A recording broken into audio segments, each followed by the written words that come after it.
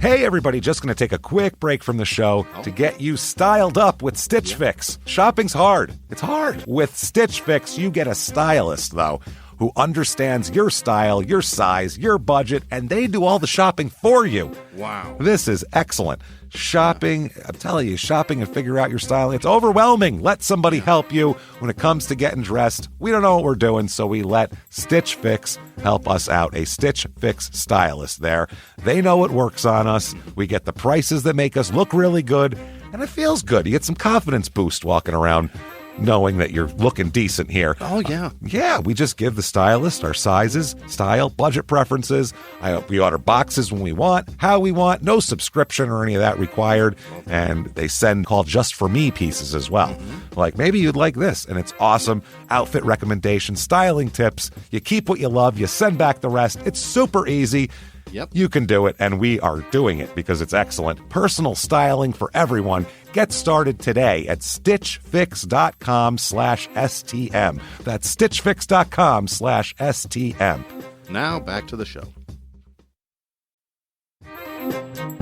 Hey everybody, just going to take a quick break from the show to tell you a little bit more about Rocket Money. It's the start of a new year. It's the perfect time to get organized, set your goals, prioritize what matters most. And for me, top priority is getting myself together here. Financial wellness, doing that, which that feels important, you know? Just feels like adult stuff that you have to do. And thanks to Rocket Money, my goals feel achievable now. They show me all my subscriptions in one place, help me easily cancel ones I forgot that I've been paying for, which happened to me.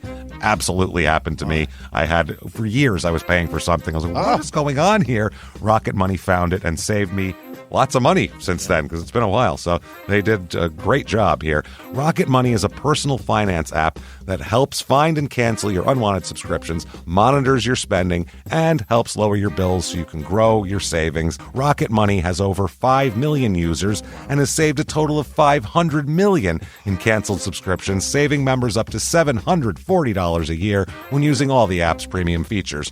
Cancel your unwanted subscriptions and reach your financial goals faster with Rocket Money. Go to rocketmoney.com/smalltownmurder today. That's rocketmoney.com/smalltownmurder. rocketmoney.com/smalltownmurder. Now back to the show. Hi, I'm Ashley Flowers, and if you're like me and grew up watching America's Most Wanted and reading Nancy Drew, then hi, you're a crime junkie. And I bet that passion for solving mysteries never went away, which is why we've assembled a team of reporters to dig deep into all the cases we still obsess over. Each Monday, my best friend Britt and I will bring you a case that you won't be able to stop thinking and talking about. So join us by listening to Crime Junkie wherever you listen to podcasts. This week, in Donalsonville, Georgia, a group of bloodthirsty people caused the most brutal, extreme, and heartless slaughter that has ever occurred, leaving a trail of bodies and some of the most disturbing pictures ever in their wake. Welcome to Small Town Murder.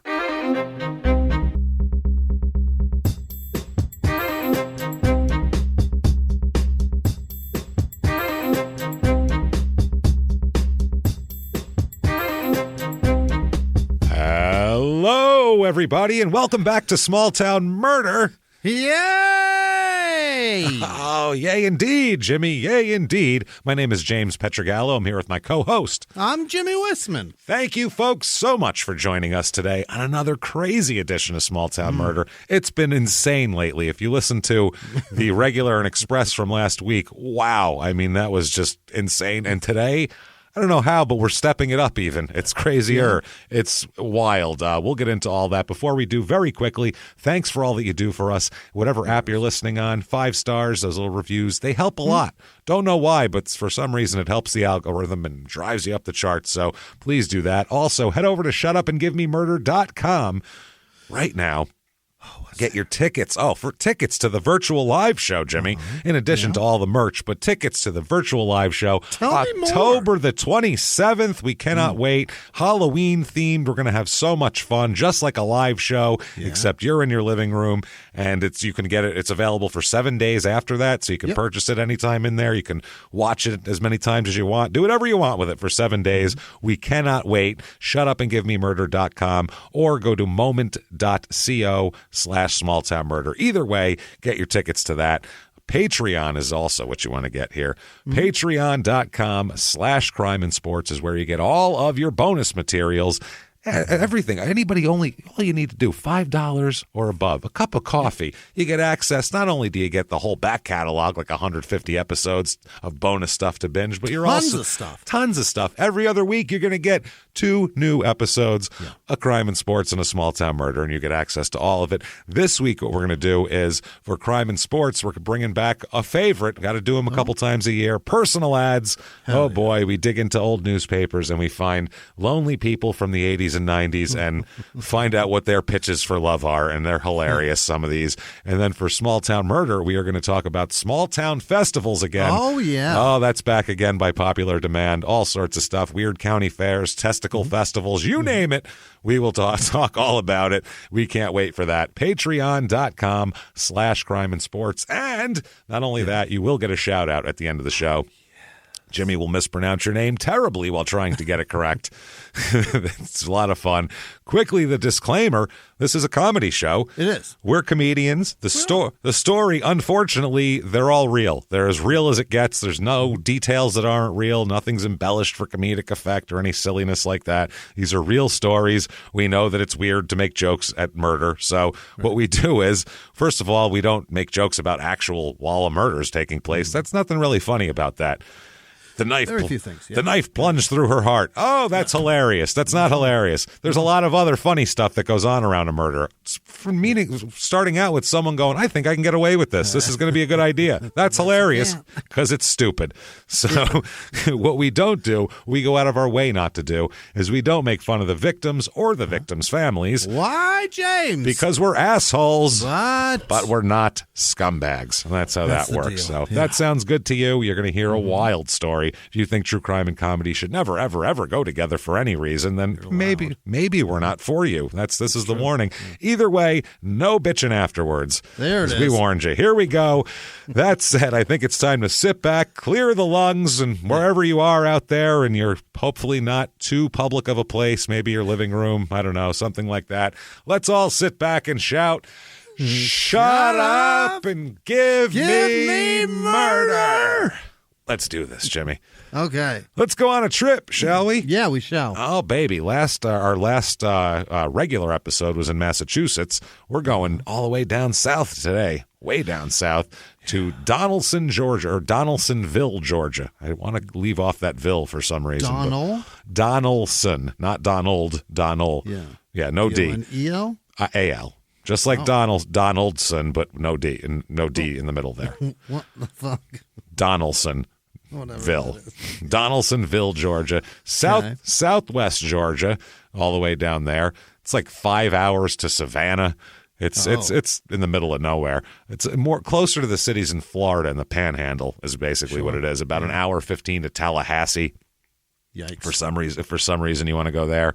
About 3.5 hours to Clarkston, Georgia, which was episode 239, our last full-length Georgia episode, which was the bathtub strangler. Oh. And then we also had Margie in the front yard who shot her husband and then wanted a beer afterwards. That was awesome for the last express there. This is in Seminole County, area code 229. The motto of this town, the gateway to Lake Seminole. Oh. Okay. Sounds awesome.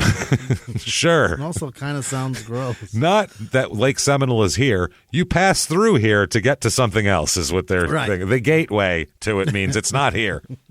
But if you're going there, maybe come through here, stop and get a sandwich or some shit. History. Seminole like the tribe, right? Like the tribe, not exactly. Not like the fluid. Not like it's not Seminole. Yeah, no, definitely not. I think you knew that one, but yeah. History of this town, named after John Ernest Donaldson. Okay, who was known as John E. Donaldson, who was a prominent businessman. He built the first lumber mill here, the Donaldson Lumber Company, and he also built homes and workers for his mill or houses for the workers of the mill. And basically the lumber company made the town grow because there was a reason to be here. Wow. Famous people from here, John and Clarence Anglin, or Angelin, were two of the inmates who escaped from Alcatraz in 1962. I was just going to say, those are criminals, James. Yeah, you know who they are. Yeah, they escaped from Alcatraz. They're from this town. There you go. They're famous. I mean, shit, you know who they amazing. are. Yeah. You and knew one them. of them supposedly survived it. I don't know if it's true. Yeah, that's the one where we don't know. I mean, we all do, because we all stare. If you ever been to Alcatraz, you stare off and you go, I can make it. It's not that bad. You got every time. Every single on time. my back. It's if right I just there. Kick, I'll get it. I'll get there. It's right there. I'm not going to give up. It's not far. I can smell pretzels from over there. I'm getting there. I can hear the guy on the tour. It's not far. It's not far. So reviews of this town, few reviews. They're all pretty positive, actually. But usually you can find some funny stuff in the positive as well, because sometimes a little too enthusiastic, maybe. Sure. Here's 5 stars. Donalsonville is a small little town in the southwest corner of Georgia. Well, thanks. We knew that already, but tell us what you think. The town itself is a beautiful place, especially for farming, and would be a wonderful place to raise children. Here in Donalsonville, I've been through a lot of tough times, but people in the community always keep my spirits up. This town is so small that there are not many job opportunities. Everyone is competing for the same jobs, and therefore leaving some of us high school seniors without a spot. This person has been through a lot already. High school senior. High school. And who are they competing with for jobs? Adults? That is a problem. If adults and school kids are going for the same jobs, that's an issue. That's and a you've problem. Needed the community to keep you going already. Wow. I got news for you, sir. Life's about to get real hard. If you think this is hard, Jesus, wait till you get your first electric bill. Holy shit. It is very hard for me to raise money for college, but I promised my mama that I will make it for me and for her. Oh, boy. I plan to exceed here in Donalsonville, especially with the size of our schools. Well, you won't. We have so much one-on-one interactions with our teachers. There's nobody here. That's the thing. 5 stars. Hard to exceed around here. Exceed. I plan to exceed here in Donalsonville. I was like, exceed? I thought maybe the rest of the sentence would explain it, but no, it's succeed, and they just used the wrong word. Well, I'll blame it on their mama, I think, at that point. Maybe their mama should have taught them better English, and that would have helped. I don't know who else to blame. You should explain what exceed means. Yeah, no shit. 5 stars, the next one. My hometown is awesome! Okay. Exclamation point. A place where you'll get a smile from a stranger. That sounds creepy. I don't think I like that. Schools have many extracurricular activities that enhance the academic experience. I feel safe, and I love my hometown. I would like to see something fun in the community for the young people. Well, then you want to move to not a small town, because that's every complaint's like, I love this town. It's so nice, and people are nice. There's no traffic. I'd like to see more stuff here. Well, then you don't want. Then you want more traffic and more people that aren't friendly, because that's the trade-off. When you get down to a bunch of stuff for children to do, you've already exhausted putting all the things for adults to do. They come last. Too much. We don't do shit for them first. I hope not. Shit. We work every goddamn day. You little motherfuckers can wait. Wait till mom and dad have had theirs. Yeah. So here's 4 stars.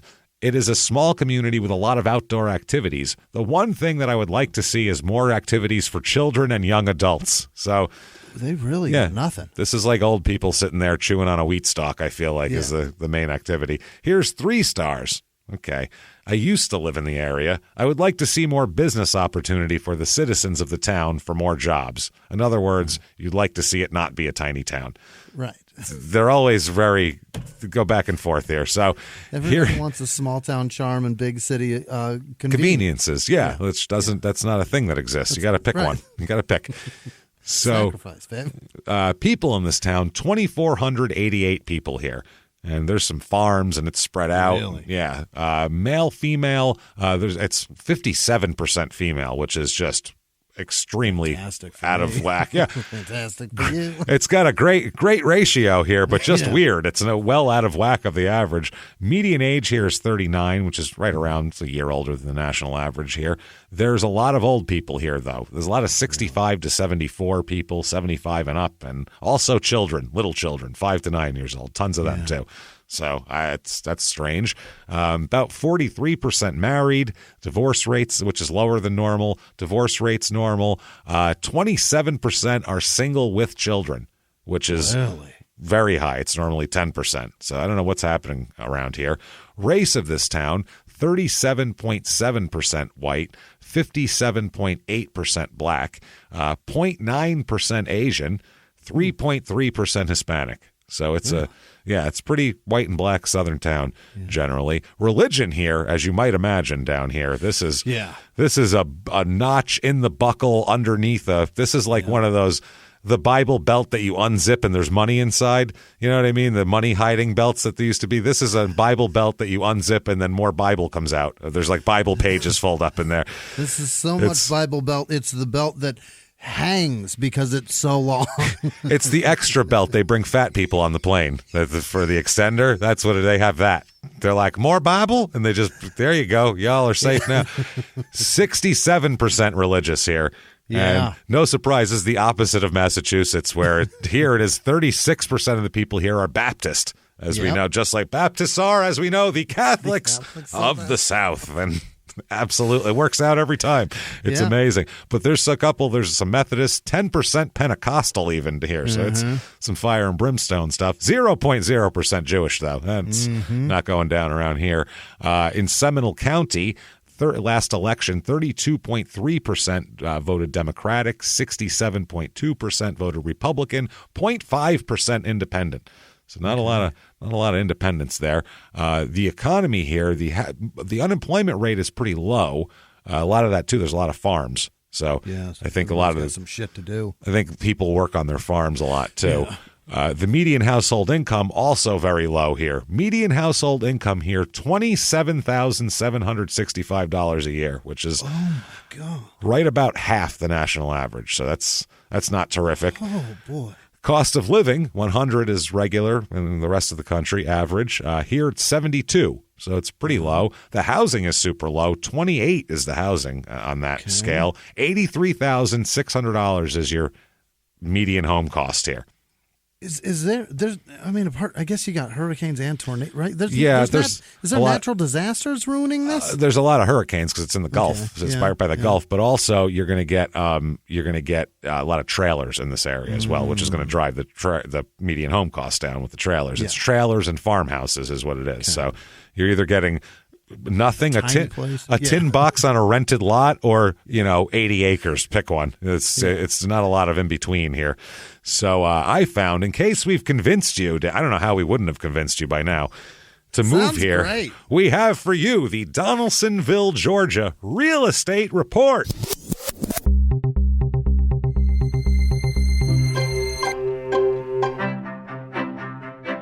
Your average two-bedroom rental here goes for about $756 a month, which is way lower than average, about $500 lower than the national average. Still too high, right? It seems high. I don't know. I found a two-bedroom, two-bath. This is a 924 square foot trailer. It's a trailer. Boom, just sitting in the middle of this lot here. There's there's one trailer that's definitely the home. Okay, that's where you live. And then there's another thing that I don't know what you want to call it. It's sort of a trailer, but it looks like a trailer if you sent 12-year-olds out and said, collect scrap metal and build a trailer out of it. This is what they would make, essentially. It looks like that. It's just pieced together. Really weird-looking thing. It's falling apart. You don't go in there, I think. It's just storage, I guess. I have no idea. In the main trailer, there is an igloo cooler where a coffee table goes in front of the couch. So that's a bad sign. Don't like that at all. I didn't see a shit bucket, but who knows. Reach in my table and get me a cold one. Wow. Yeah, no, move your shit and pick my table lid up. $63,000 for this, though. Wow. So, not too bad. Here's a 3-bedroom, 2-bath. This is a house, actually. 1,152 square feet. Okay. They don't show, it doesn't really, the pictures don't show anything. There's a lake view of the house, but the interior pictures are blurry. And you can't see anything. It's weird. They need to retake the pictures to sell this house, but it's got a lake view. There's a lake right there, so we know that. $146,900 for that. $150,000 for a lake house? Well, 1,200 square foot lake house with 3 bedrooms. Not too bad. Then we have a 4-bedroom, 3-bath, 4,021 square foot house. Hey.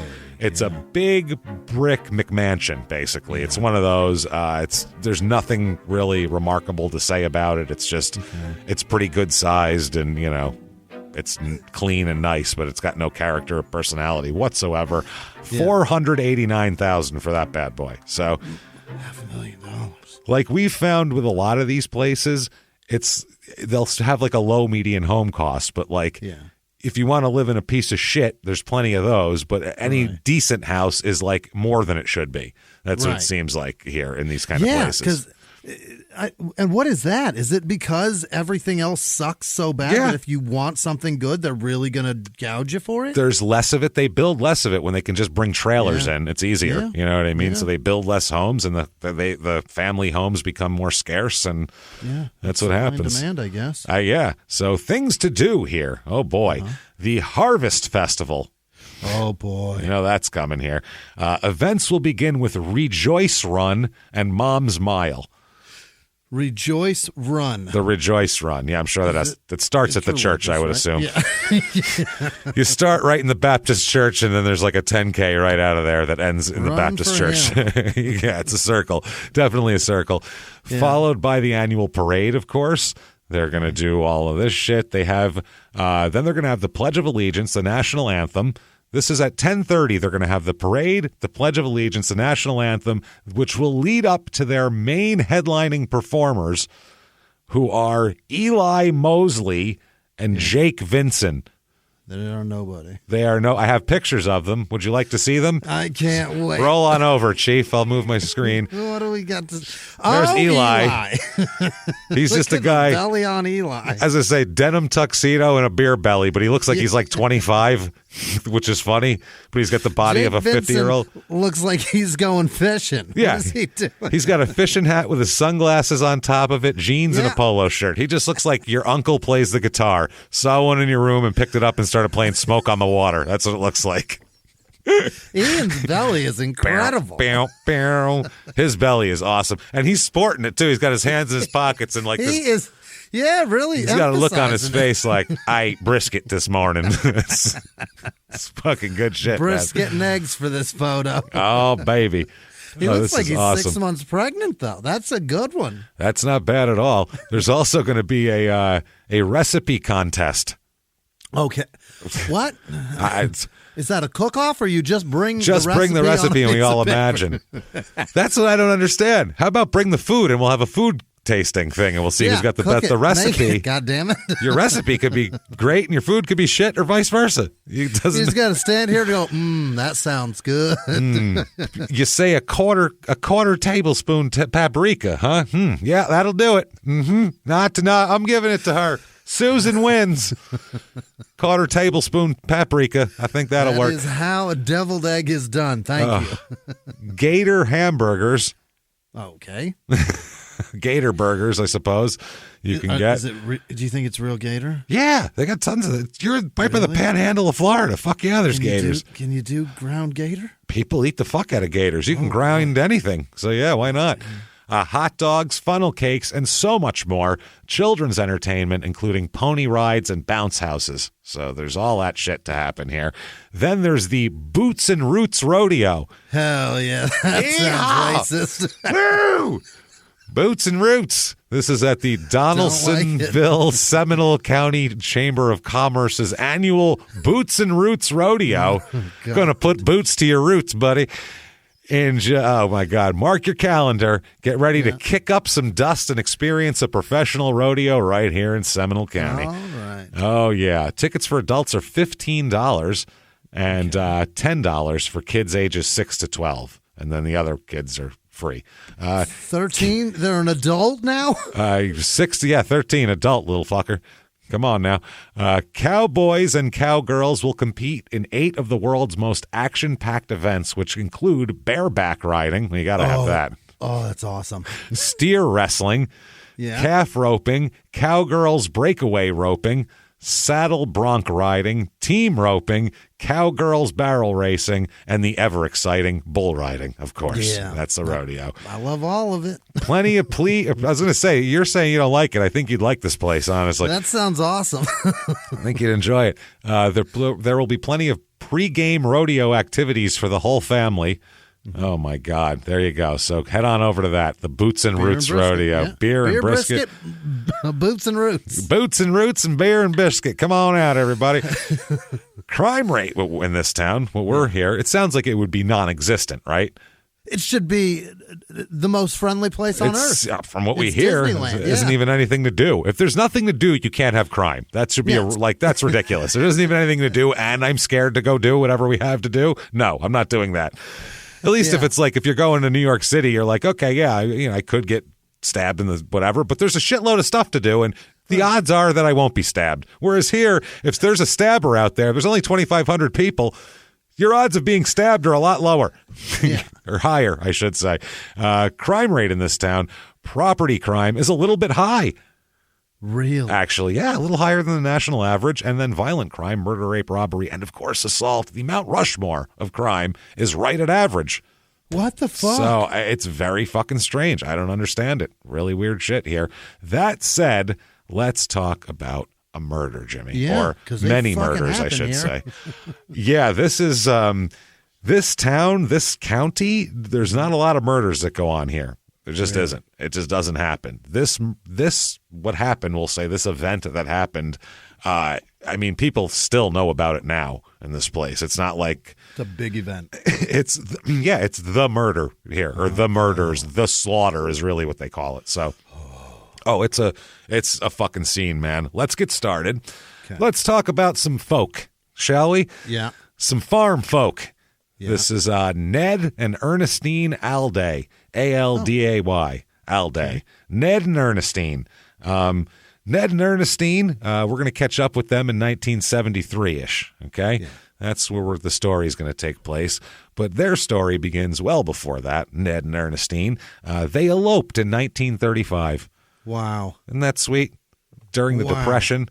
Just a Depression eloping. That's nice stuff there. Still together in the 70s, 40 fucking years together. 40 years and 9 children later.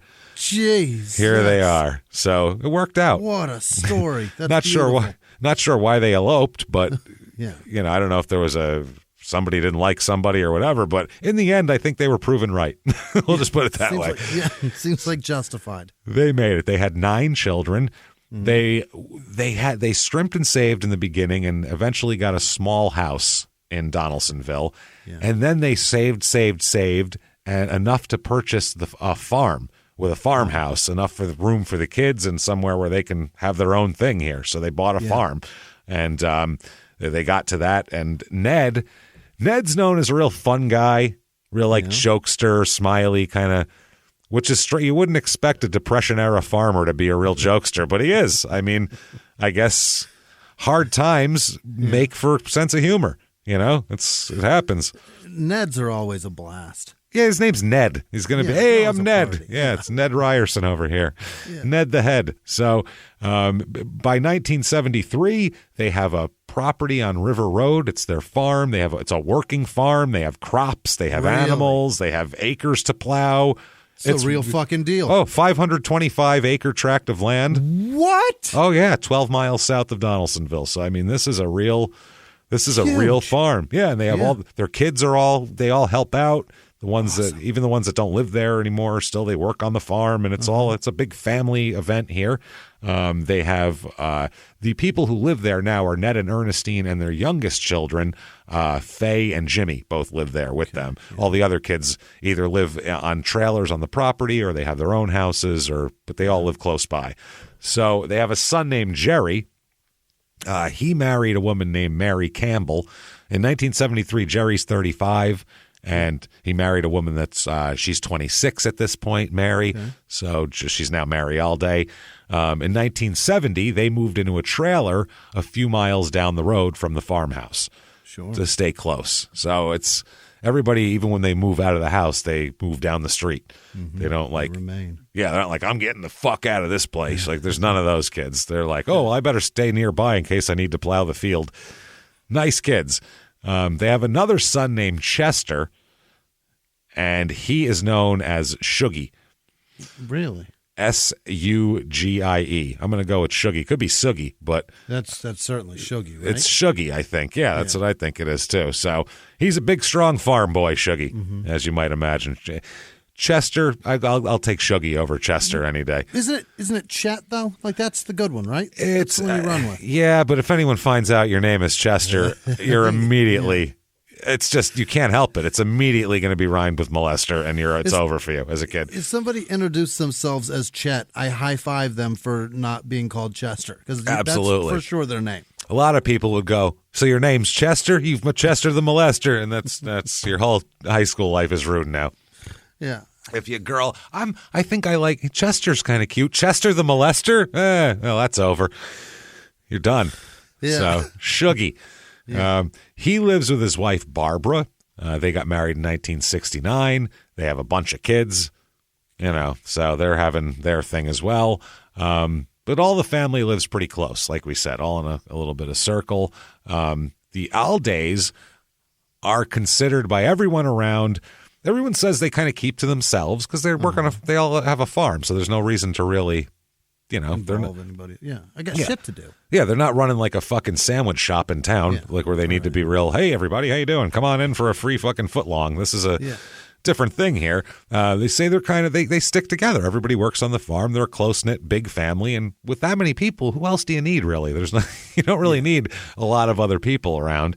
They say though they work their asses off on this farm. I mean, it's a backbreaking life. 500, that's so many acres. It's a fucking big farm, man. That's a huge farm for people to run on their own. They don't have like hired hands. Sometimes when the harvest or something like that, they'll hire a couple people to help out with that. But I mean, generally, it's just the family running this farm here.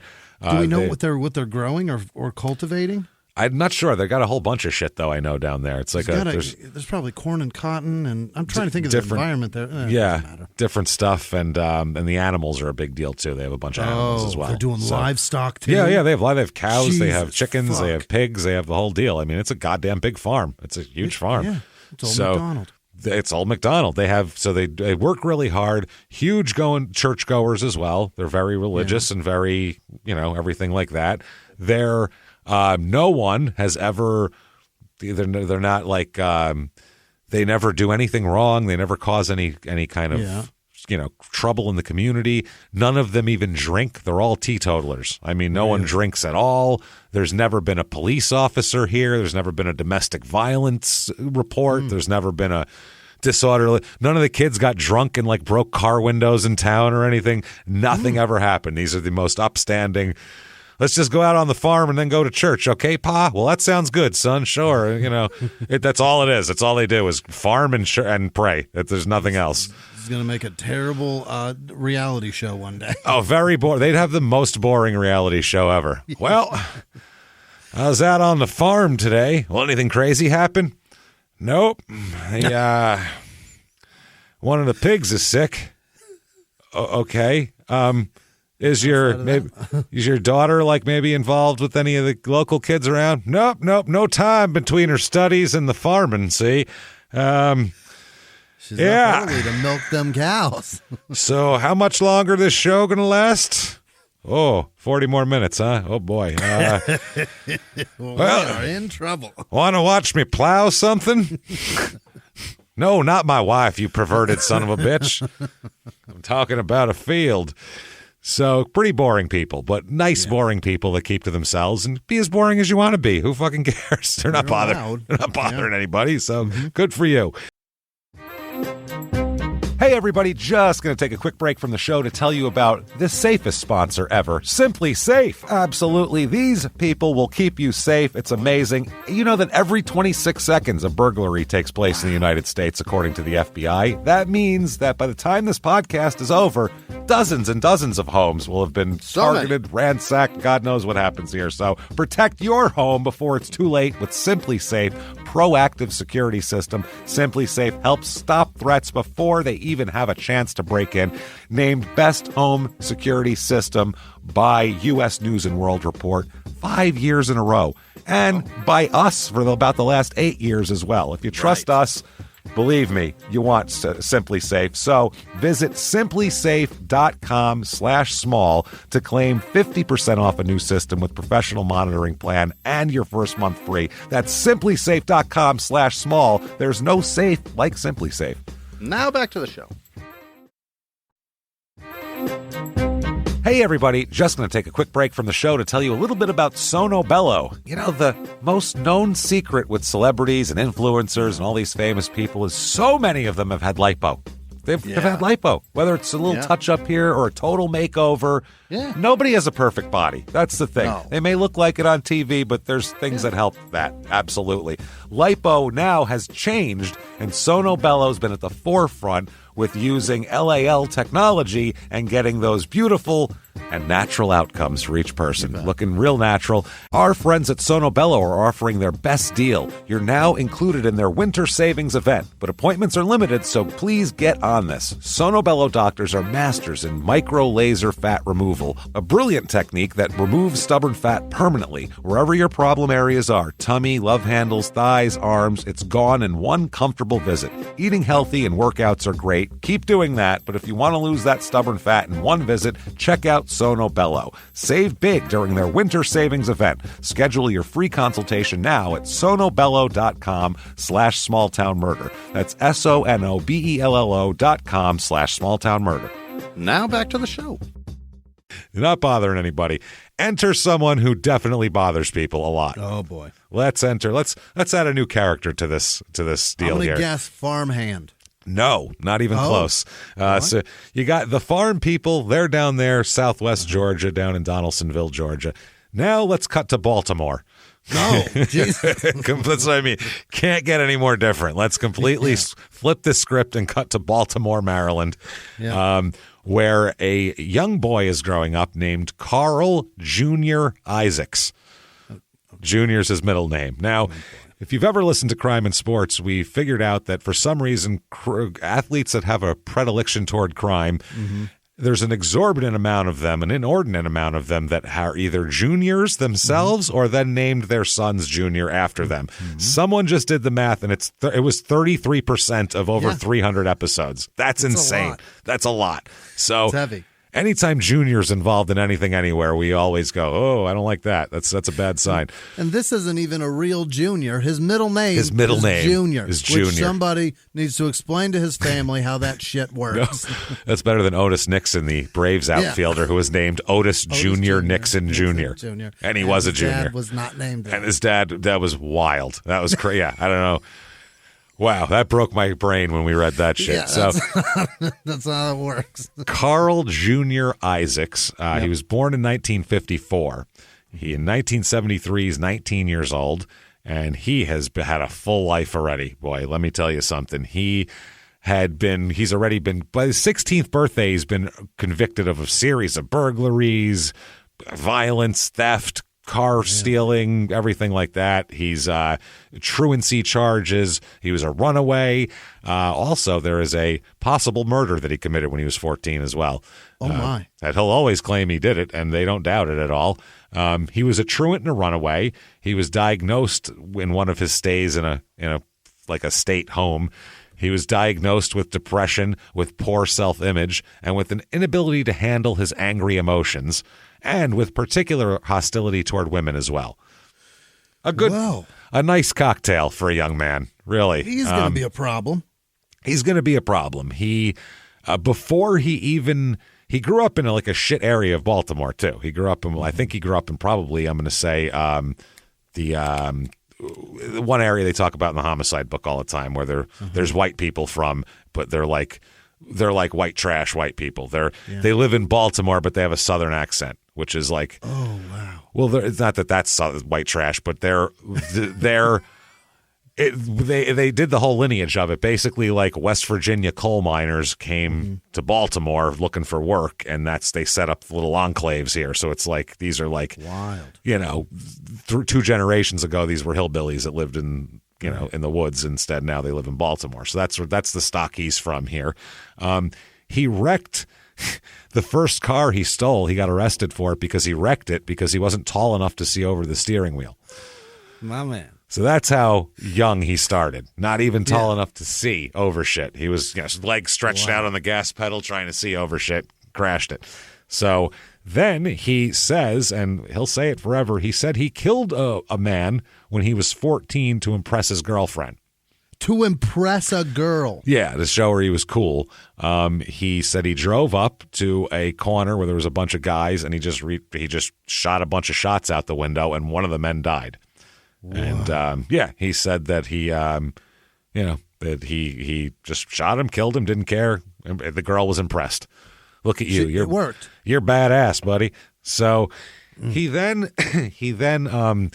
was in a series of foster homes and juvenile jails and all sorts of different places. They were trying to place this kid to see what would happen, see if they could ever fix him. But he's pretty unfixable here. At one point, he knowingly, at about 13 or 14, he knowingly exchanged room and board for sexual favors with a pedophile. Oh, my God. Like, he knew the guy was a pedophile and said, well, tell you what, let's make a deal. Let's make a deal here. Yeah.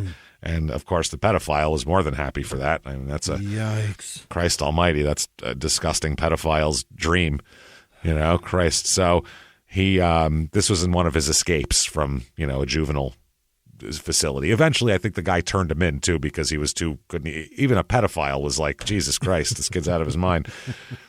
So by the time he's 16 in like 1970, he's regularly stealing cars, burglarizing homes, getting arrested. Second arrest was for car theft and breaking and entering. And he ended up being sentenced to the Maryland State Penitentiary, and he got there on March 27th, 1973. Okay, now, he's 16 years old. They put him in an adult prison. Oh, God. Okay, or no, this time he's 18 at this point, 18 in 73. 2 days after he got there, a large riot broke out in the prison. Perfect. Which is not a good time for a brand new inmate who doesn't know anybody, has no allegiances, and is a young kid. And apparently he is beaten and raped by inmates for over 8 hours. 8 hours. 8 hours. So that happened. Welcome. Yeah, that's not a good thing. I mean, at this point, other than claiming to kill a man, the only other things he's done are theft, and I mean, he's a kid who's out there on his own in the streets. He's just running the streets like a crazy person. But this is bad stuff here. So 10 days later, they transferred him to another place because I guess, I don't know if they felt bad for him or what the fuck they felt, or they knew that they put him in the wrong spot or what. But he was transferred to the Maryland Correction Camp. And then on April 25th of 1973, he's transferred to the minimum security Poplar Hill facility. Minimum security now they're keeping him in because he's in there for nonviolent shit, so that's fine. While he's in jail, someone he knows also happens to be in jail with him. Someone he knows well, as a matter of fact, a man named Wayne Coleman, who's 26 years old, who happens to be Carl's half-brother. Oh, great. So at least, so now he's got a partner in crime here in jail. So he's been in and out of institutions his whole life, too. His life wasn't any fucking better. He was born in Pennsylvania, youngest of 5 children. Betty Coleman Isaacs is their mother. Okay. That's their mother, Betty. She was a roadhouse waitress on the Baltimore waterfront.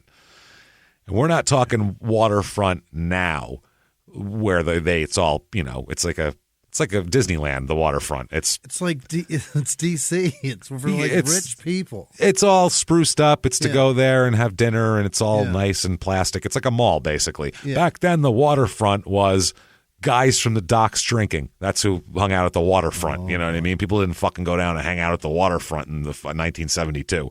There was no nice things there. It was dock workers, and that's where she worked. So that's where she met both of their fathers, who are not the same guy, obviously. The Isaacs, they were all born, I guess, here and in Pennsylvania, including Carl. Altogether, she ends up with 7 kids. Wow. From different people. Both Wayne and Carl's father both had drinking problems and deserted the family. Mm-hmm. One was a drunk. They had Wayne, a couple more kids. He took off. Another one comes in, some drunk, knocking everybody around, gets her pregnant a few more times. Carl's born. He takes off too. So it's all going swimmingly here for everybody. Just going great. Yeah. So I guess Coleman here, Wayne, he was first arrested for breaking and entering at the age of 16. So again, just like his brother here, and he spent time in juvenile detention. As an adult, his first recorded arrest was in 1968 when he was 21 on a charge of breaking and entering. You betcha. There's a certain style here these guys have, I think. His parole in that case was revoked when he was arrested while out on parole for, Jesus Christ, 3 counts of assault with intent to murder. Oh, my God. And carrying a concealed weapon. Both. Oh, Jesus. I assume he was going to use the concealed weapon to murder. I can only think. 3 counts, though. 3 counts. So in 1971, he was sentenced to 10 years in prison, not only for that, but for also robbing a rural Maryland grocery store with a shotgun. So, can't do that, really. That's against the laws. And either way, somehow, how the fuck that guy ended up in minimum security prison within 2 years of being in the system, I don't know. But Carl, that's a great point. But Wayne Coleman's there too. Yeah, he held up people with a shotgun and was charged with assault with intent to murder. Minimum security, please. Let's keep an eye on that one, right? For a while. If we're going to hold him in there, might as well keep an eye on him, right? You know, maybe in 2 Carl. years, I could see. He proved he's minimum security worthy. I don't know. Like Carl, he's in for nonviolent shit. Yeah. He's a young guy. He's under 20. He's only 18. I can see them. Jesus Christ, the first trouble that broke out, he got raped for 8 hours. So, I mean, they're thinking he might need minimum security, and that makes sense. But fucking Wayne. I think minimum security is more of an apology for his awful welcoming gift. I'd say a terrible way to be indoctrinated into the prison system here. I would say we got you this minimum security prison and a soft chair. That's please accept our apologies. We got you the thickest pillow that we have. You can also sit on that. Oh, my God. So, anyway, they had been... A lot of Listerine to rinse your mouth. Oh, no. So, they end up in the same jail together, which, like I said, at least they have each other there. Now, Wayne is kind of more shy. The older one is actually the shy kind of, he's more of the follower, and the 19-year-old is the more of the leader out of the two of them, which is very strange. Thank God he was so passive. Yeah. Because if he wasn't so passive, he would have murdered there might be people. a lot of bodies. There'd be bodies everywhere. Thankfully, he's shy. I like that he's shy. There's nothing shy about robbing a grocery store with a shotgun. That's the least shy thing ever. Into a fucking come and go, for Christ's sake. Get on the ground and put all your fucking money in front of you or I'll blow your fucking head off. That's not shy. No. That's not shy. I'm too shy to do that. About that. That's the most outgoing man on the planet. I'm too shy to do that. That's what that is. Or I'm too shy to have to shit in front of people in prison later on when I get arrested for it. Maybe that's what it is. Either way, that's too where shy. My shyness comes in. I've got to take this out to piss in a steel toilet. Too shy. I don't want you to see it. But he's a little. I guess he's shy in his personal life, but not in his business world, I guess. But he's known as a follower. Definitely, he's kind of an awkward guy socially. Wayne is. So Carl is the alpha out of the two of them, in charge of everything here. So Carl immediately, when he gets sent to Poplar Hill, he knew that his brother was there, so he immediately sought his brother out, obviously, and he fucking starts to getting in Wayne Coleman's ear, and he's like, listen, man, Carl has an ego that's like crazy. He's like, he thinks of himself as way bigger than everything. Like he's a very Charles Manson-like mind as far as delusions go of fucking grandeur, and he thinks he's the smartest. He thinks he can game the system. He thinks he can get away with anything. He thinks that child. Yeah, and he has no feelings whatsoever, as we'll find out. So soon as he gets in there, he starts yapping in Wayne's ear about, we can escape. I know how to do it. We can get the fuck out of here. What are we doing in here? We don't want to be in here. You want to be in jail forever? So Coleman said, his brother said, okay, I'll do it. I'll go with you. I'll help you, because they needed everybody on board to do this. I'll help you, but only if you let me bring a friend with me. Yeah, who? Only if you let me bring a friend. His friend is 36-year-old George Dungy, Dungee, like Tony Dungy. So George Dungy, who's 36. So now we have 19, 26, 36 is our fucking people here. A very odd group, an eclectic group. And especially, we need every decade. We need them all involved. We need them all involved. And the Coleman and Isaacs are two white kids, and George Dungy is a black guy too. Okay. So they're a very odd group together as far as in the early 70s to be hanging out together. Like who the fuck is who? Can't put that together. They're too old. Their ages aren't right to be friends. Okay. He don't look old enough to be his father. He could be, but he ain't the right color to be. So I don't know what the fuck the relationship between the three of y'all is, but I'm confused, is what people would say in the 70s. So he has big, thick black glasses, George Dungy as well. He's mainly a petty criminal. He's a guy who belongs in minimum security prison for the most part.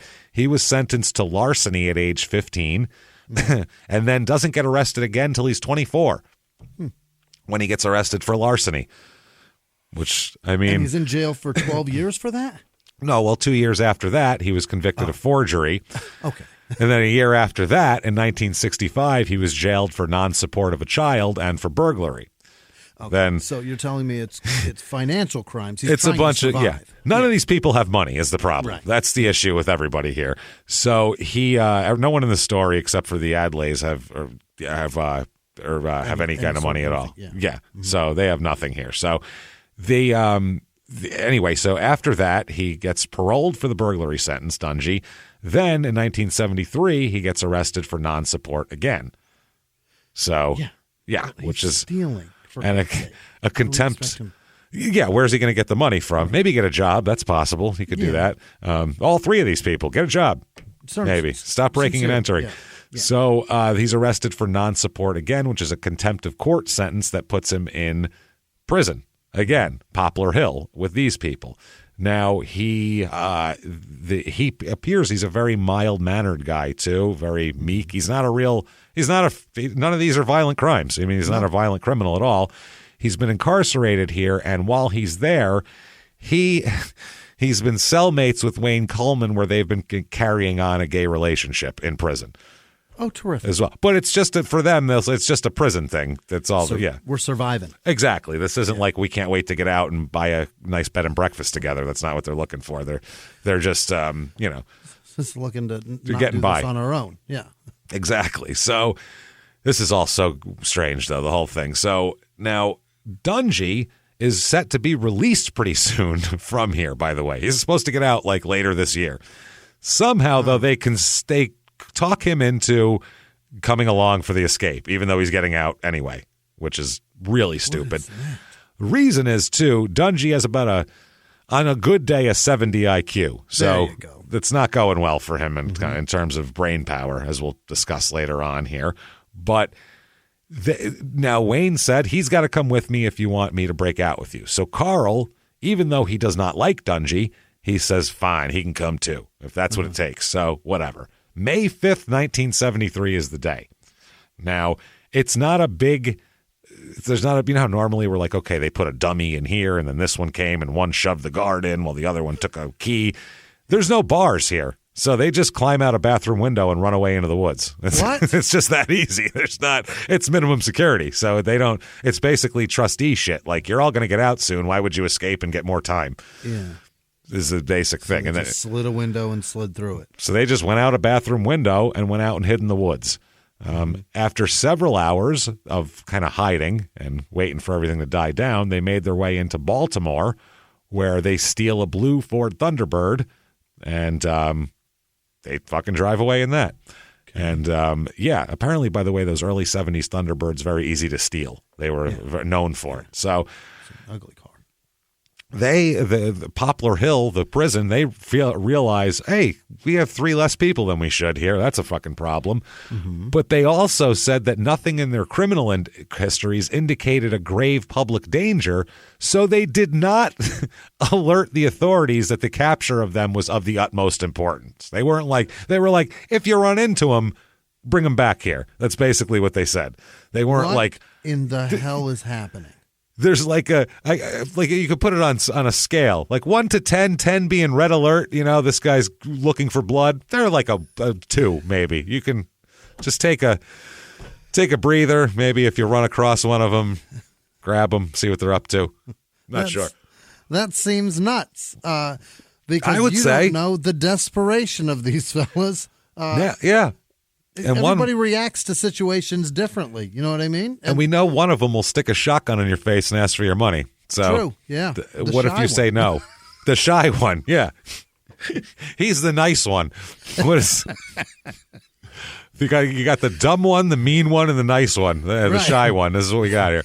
And the nice one does some pretty violent shit. I would say so. So there's not like, no one's really looking for them. It's literally like around Baltimore. If you see 3 guys look like they should be in jail, let us know. Like, that's all it is. There's not like a holy shit, let's get these guys back in jail situation. So they have a stolen car and they just aimlessly drive around and hang out and in Baltimore, just all in and around Baltimore. Finally, Carl says, "Hey, you know what? Let's add another to this list. Let's go pick up my brother. Let's go pick up my other brother. My little 15-year-old brother Billy should really be involved in a prison escape. We should get him involved in this. That's nice, right? I mean, if you add a child to this, then 3 dudes with a child doesn't look as, you know what I mean? It doesn't look." I suppose, but still. Make the cops stop looking at him. Who the fuck's kid is he now? Who cares? What is happening? Who are these people?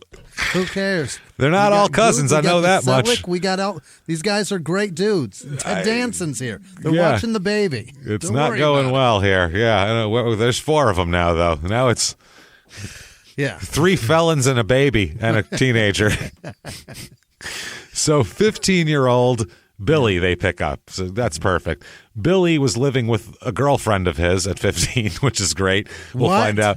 Well, if Wayne and Carl's lives went the way they went, what do you think Billy's was? White picket fence or what? At least he's staying with a family. No. Just some chick. I think an older chick, too. Some 19-year-old with a sleazy apartment or something. I love it. Oh, yeah. And he said, fuck yeah, I'll come on in the car. Hell yeah, buddy. High five. Woo. I missed you. Carl was his hero. He worshipped Carl. So Carl said, come on, buddy, broke out of jail. Come on for the ride. And he was like, yeehaw, motherfucker, let's do it. Get in the car. This is a little thing about Billy. This is their sister, Billy and Carl's sister. She said, quote, the last time Billy was in school was the first day of 9th grade. He just went one day. I think registration was too much for him because he cut that afternoon. So he went to half a day of high school. He went to half a day of high school. That's his extent of his education. He went to, hi, I'm Billy. This is too hard. They were like, fill this out. He was like, oh, shit. Hi, I'm Billy. Last name, I'm going home. Shit. I'm going to, where the exit's that? All right. Clearly marked. Thank you. Too much for him. And that was like last year, too, so it's not like he's improved since then. Maybe he went, James, and expected some actual gel soap, and then he went to wash his hands, and it was still that powder. And he was like, I can't do another year of this. I got to go, man. This is ridiculous. So they spent, now there's 4 of them, they spend like almost a week just driving around. Really? With a stolen car. No one notices. Stolen car, 3 fucking felons on the run, none of that shit, right? So driving through a metropolis. Driving all and into Maryland, just driving everywhere. They drive into Pennsylvania as well. Why not? Mm-hmm. Doing tons of break-ins. Anytime they see a house that looks empty, they go breaking in. They break in, steal shit. They're robbing people. They're just it's a little crime spree. It's a little crime spree all around Pennsylvania and Maryland. They get some cash, some new clothes, because you can't walk around with jail clothes. They get guns. Also that they find in people's houses. The plan is to head south to either Florida or Mexico. which are very different places. Yeah. One is still in the United States. Yet. They're not connected. And to, quote, live the good life. They said they're going to go down, drinks and drugs and do whatever they want down there. It's going to be fun, right? Florida or Mexico. Get a newspaper, because both those places, it's tough to live the good life. You got to have money. Yeah. B, when you live the good life, you draw attention of other people. A little bit. Especially this group in Mexico is going to draw some attention, I would say, while they're living the good life. 3 felons and a freshman. Oh, my God. So on May 10th, 1973, this is 5 days later, they're near McConnellsburg, Pennsylvania, and they're stealing a pickup truck, okay? A kid sees them. A young man sees them doing this. A 19-year-old named Richard Wayne Miller. He is old Dickie Miller here.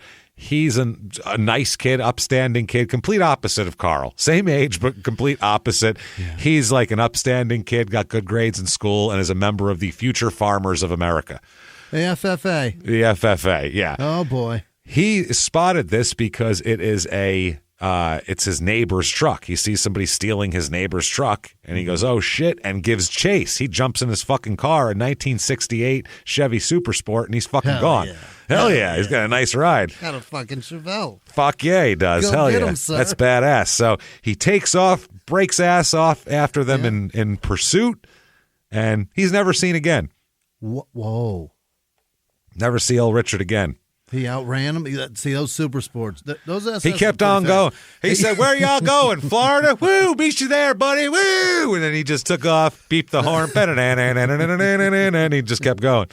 That Chevelle's so fast, it'll outrun the planet and just keep on going. Keeps on going, man. Right off into space. Oh, so there's a description put out. They're like, in case you run into these guys, just to let you know. Wayne Carl Coleman, 25, 5'5" tall, 140 pounds, brown hair, tattoos on each arm in 1973. Yeah. So, looks like a convict, essentially, is what they're saying here. Carl Isaacs is 19. He's 5'6", 150 pound, brown hair, kind of longer hair here. And then George Dungy is 35 years old. He's 5'4.5", 145 pounds, and he wears glasses. So that's the crew. And then a child also. Yep. So there's that. That's who you're looking for here. Now, Jesus Christ, another suspect they have here. They're talking, and Billy is 5'9", 140 pounds. That's who they're looking for. So somehow he's the tall one of the group here. Now, The lieutenant at the Maryland work camp that they escaped from said, quote, this is a minimum security place. There are no bars or anything. They just climbed out a window. Like, no reason to go. Yeah. If you want to leave, you can leave. But, I mean, why would you want to leave? Somewhere else with more time. Somewhere where inmates are going to rape you for 8 hours. That doesn't happen here because there's no bars. Jesus Christ. So they said, they asked the lieutenant here of the place, did they take any weapons with them? And this guy said, quote, they weren't supposed to have any with them. Well, they also weren't supposed to escape either. So let's not go into they weren't supposed to. As far as we know, any weapons they would have picked up would be from robberies after they left the prison. So that makes sense. This is us if they've got them. No. Coleman had served 3 years of a 10-year sentence for robbery. Isaacs had served 3 months of a 4-year term for burglary, and Dungy had been an inmate on an 18-month sentence for contempt of court and was going to get out within the next year. Wow. Now, May 14th, 1973. Last time we talked to them was May 10th when Miller disappeared. Remember the guy with the Super Sport? He disappeared, Richard Wayne Miller. Now, May 14th, 1973, 9 days after escape. They're still out there driving around. On this day, back to the Allday family, as we remember here. Ernestine Allday, she spent that morning, as she usually did, preparing the midday meal for all the guys coming back in from the farm. Sure. And doing household chores, as one does. Yeah.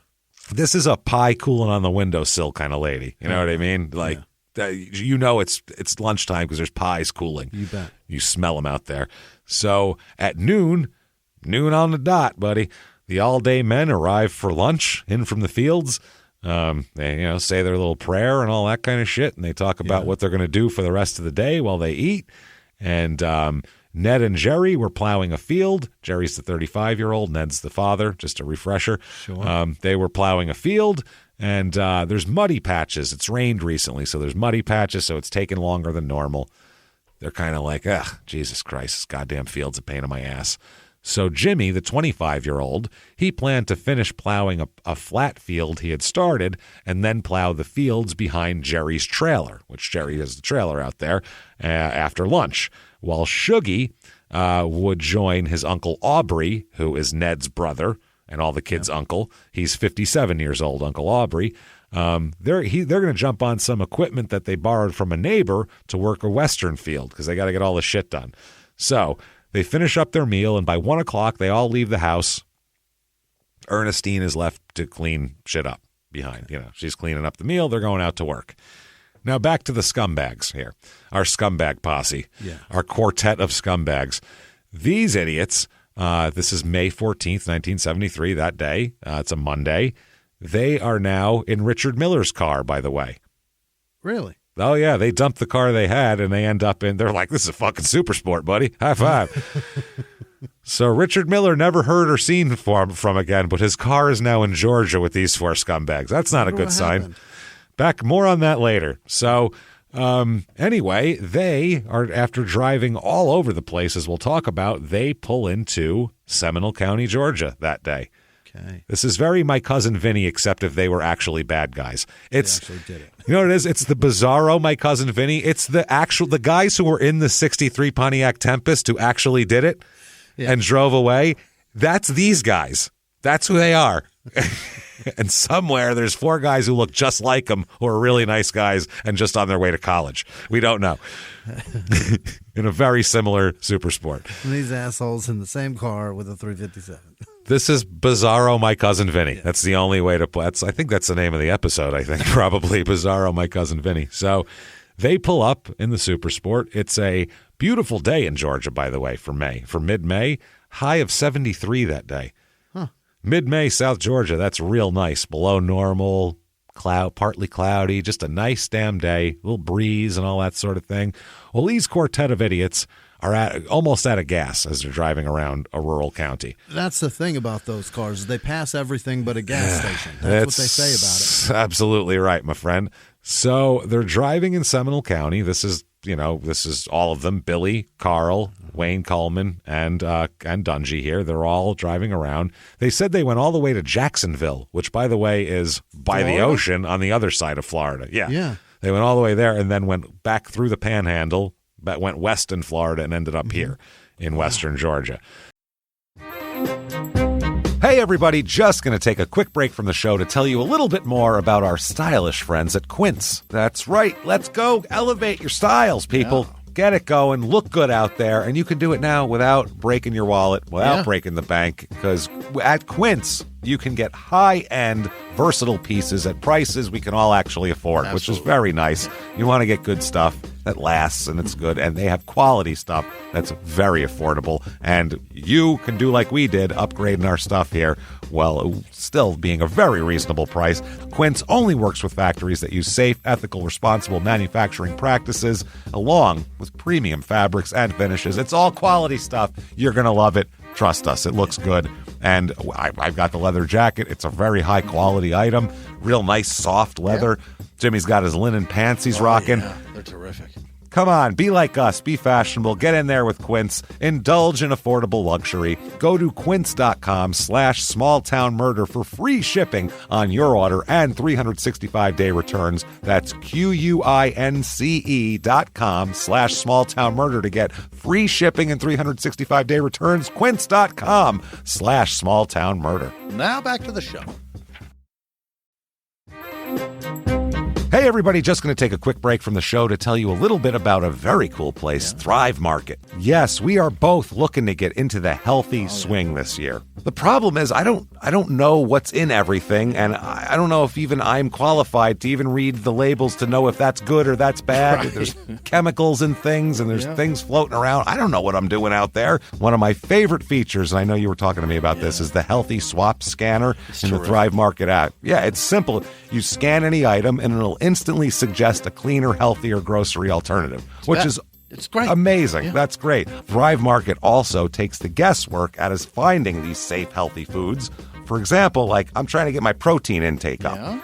for energy. I'm always moving around. I need stuff. And I love that you can filter their site by the high protein options. Nice. It's very cool. And you can personalize this portion and you can put filters on it. And get ready. You should be ready for a junk-free start to 2025.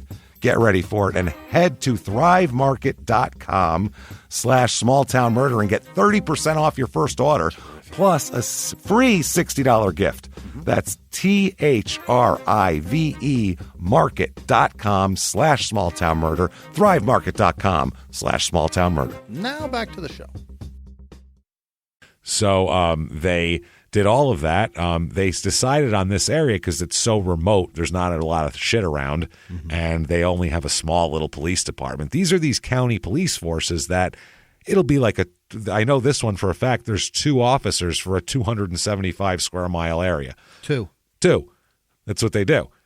Yeah, it's 135 square miles per guy. Yeah.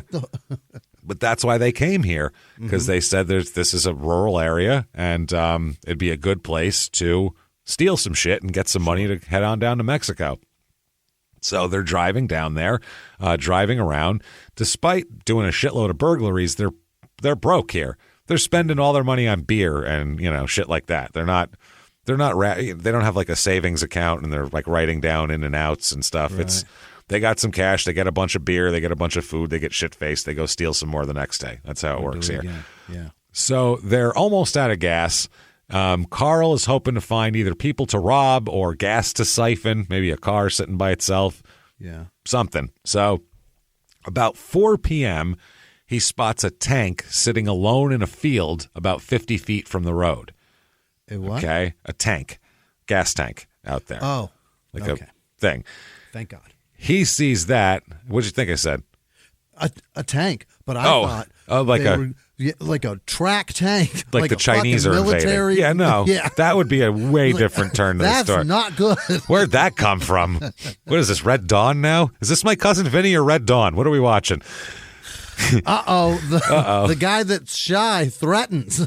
Jesus Christ. And now they've got a tank. Now they have a tank. No, they see this gas tank out there, and they go up to it, but it's a diesel tank. It's diesel gas. Yeah, so they're like, well, fuck, that's not going to help us very much. So 15 minutes later, they continue on. They find what they appear to be the perfect place here. Looks like a house with a trailer behind it on the property, and looks like a gas pump right there on the property. And they're Is that right? There it is, baby. We found it. We're going to pull up, get some fucking gas, and get the hell, see if there's some shit to rob, maybe. Who knows? So they pull up. They find out there's no pump. It's just a storage thing. So it's they're just like, decoration. fuck. Yeah, God damn it. So they're like, shit. But they did see that there's a trailer right there. That is Jerry Alday's trailer that he lives in with his wife. And he says, they say, well, there's a trailer right here. Nobody's fucking in it. Let's rob it. There's got to be, there looks like there's shit in there. Let's go rob it. So I guess Dungy remains in the car while Carl and Wayne go into the trailer. While they're inside, Billy was like standing outside, like doing watch, basically. Yeah. He was the lookout guy. Dungy stayed in the car. The other two go in, right? So Billy says, hey, 2 guys are coming up in a Jeep right now. Shouts in there. So Carl and Wayne are ransacking the trailer, and the other ones are outside. Like we said, a blue Jeep pulls up. It's Jerry Alday and his father, Ned. Okay?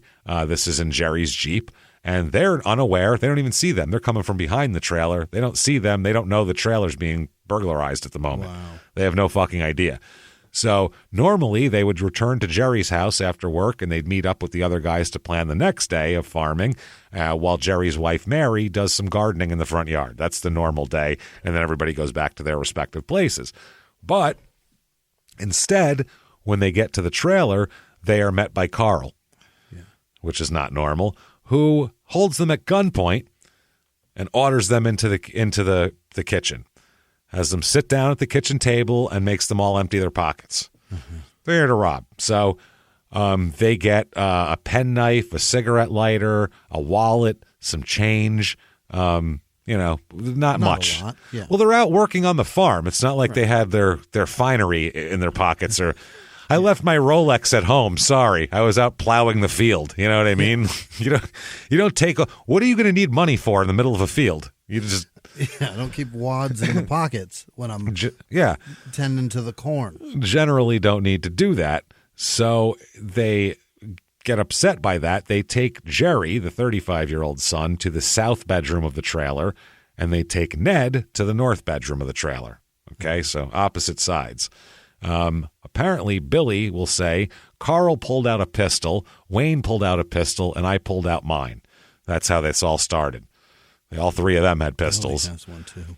They pulled in. Now, Jerry, he's the 35-year-old who lives in this trailer. He is telling Carl that basically, my wife is going to be home soon. Please don't hurt her. She doesn't have any money. Just go, leave her the fuck alone. She won't have any money. So don't stick around to rob my wife who has no money, basically. Yeah. So that's what he's saying. Now, they didn't know she even had a wife or she was going to be home soon. Now they know there's somebody else coming. So Carl shoots Jerry in the face. Oh, boy. Yes, he shoots Jerry. And also, at that point, he hears gunshots and struggling from the other side of the trailer. Jerry dies right there. He runs down and sees, apparently, Wayne shot Ned in the face. And Ned's a big guy, and he's a big farm guy. I mean, he built a farm, for Christ's sake. He shot Ned in the face. Ned fell down on the bed and got back up and started coming after him. Oh, God. So you son of a bitch, how dare you? Which, holy fuck, we know from the Richard Ramirez stuff. Like, if you shoot a guy in the face and he gets mad at you, you fucking run. You turn around and you run. Yeah. That's your best shot, and it didn't work, so get the hell out of there. Instead, he's got an assistant here as Carl comes up from behind as well, and they both shoot the shit out of Ned. He'll end up being shot 6 times with 2 different caliber pistols, 22 and 32 caliber.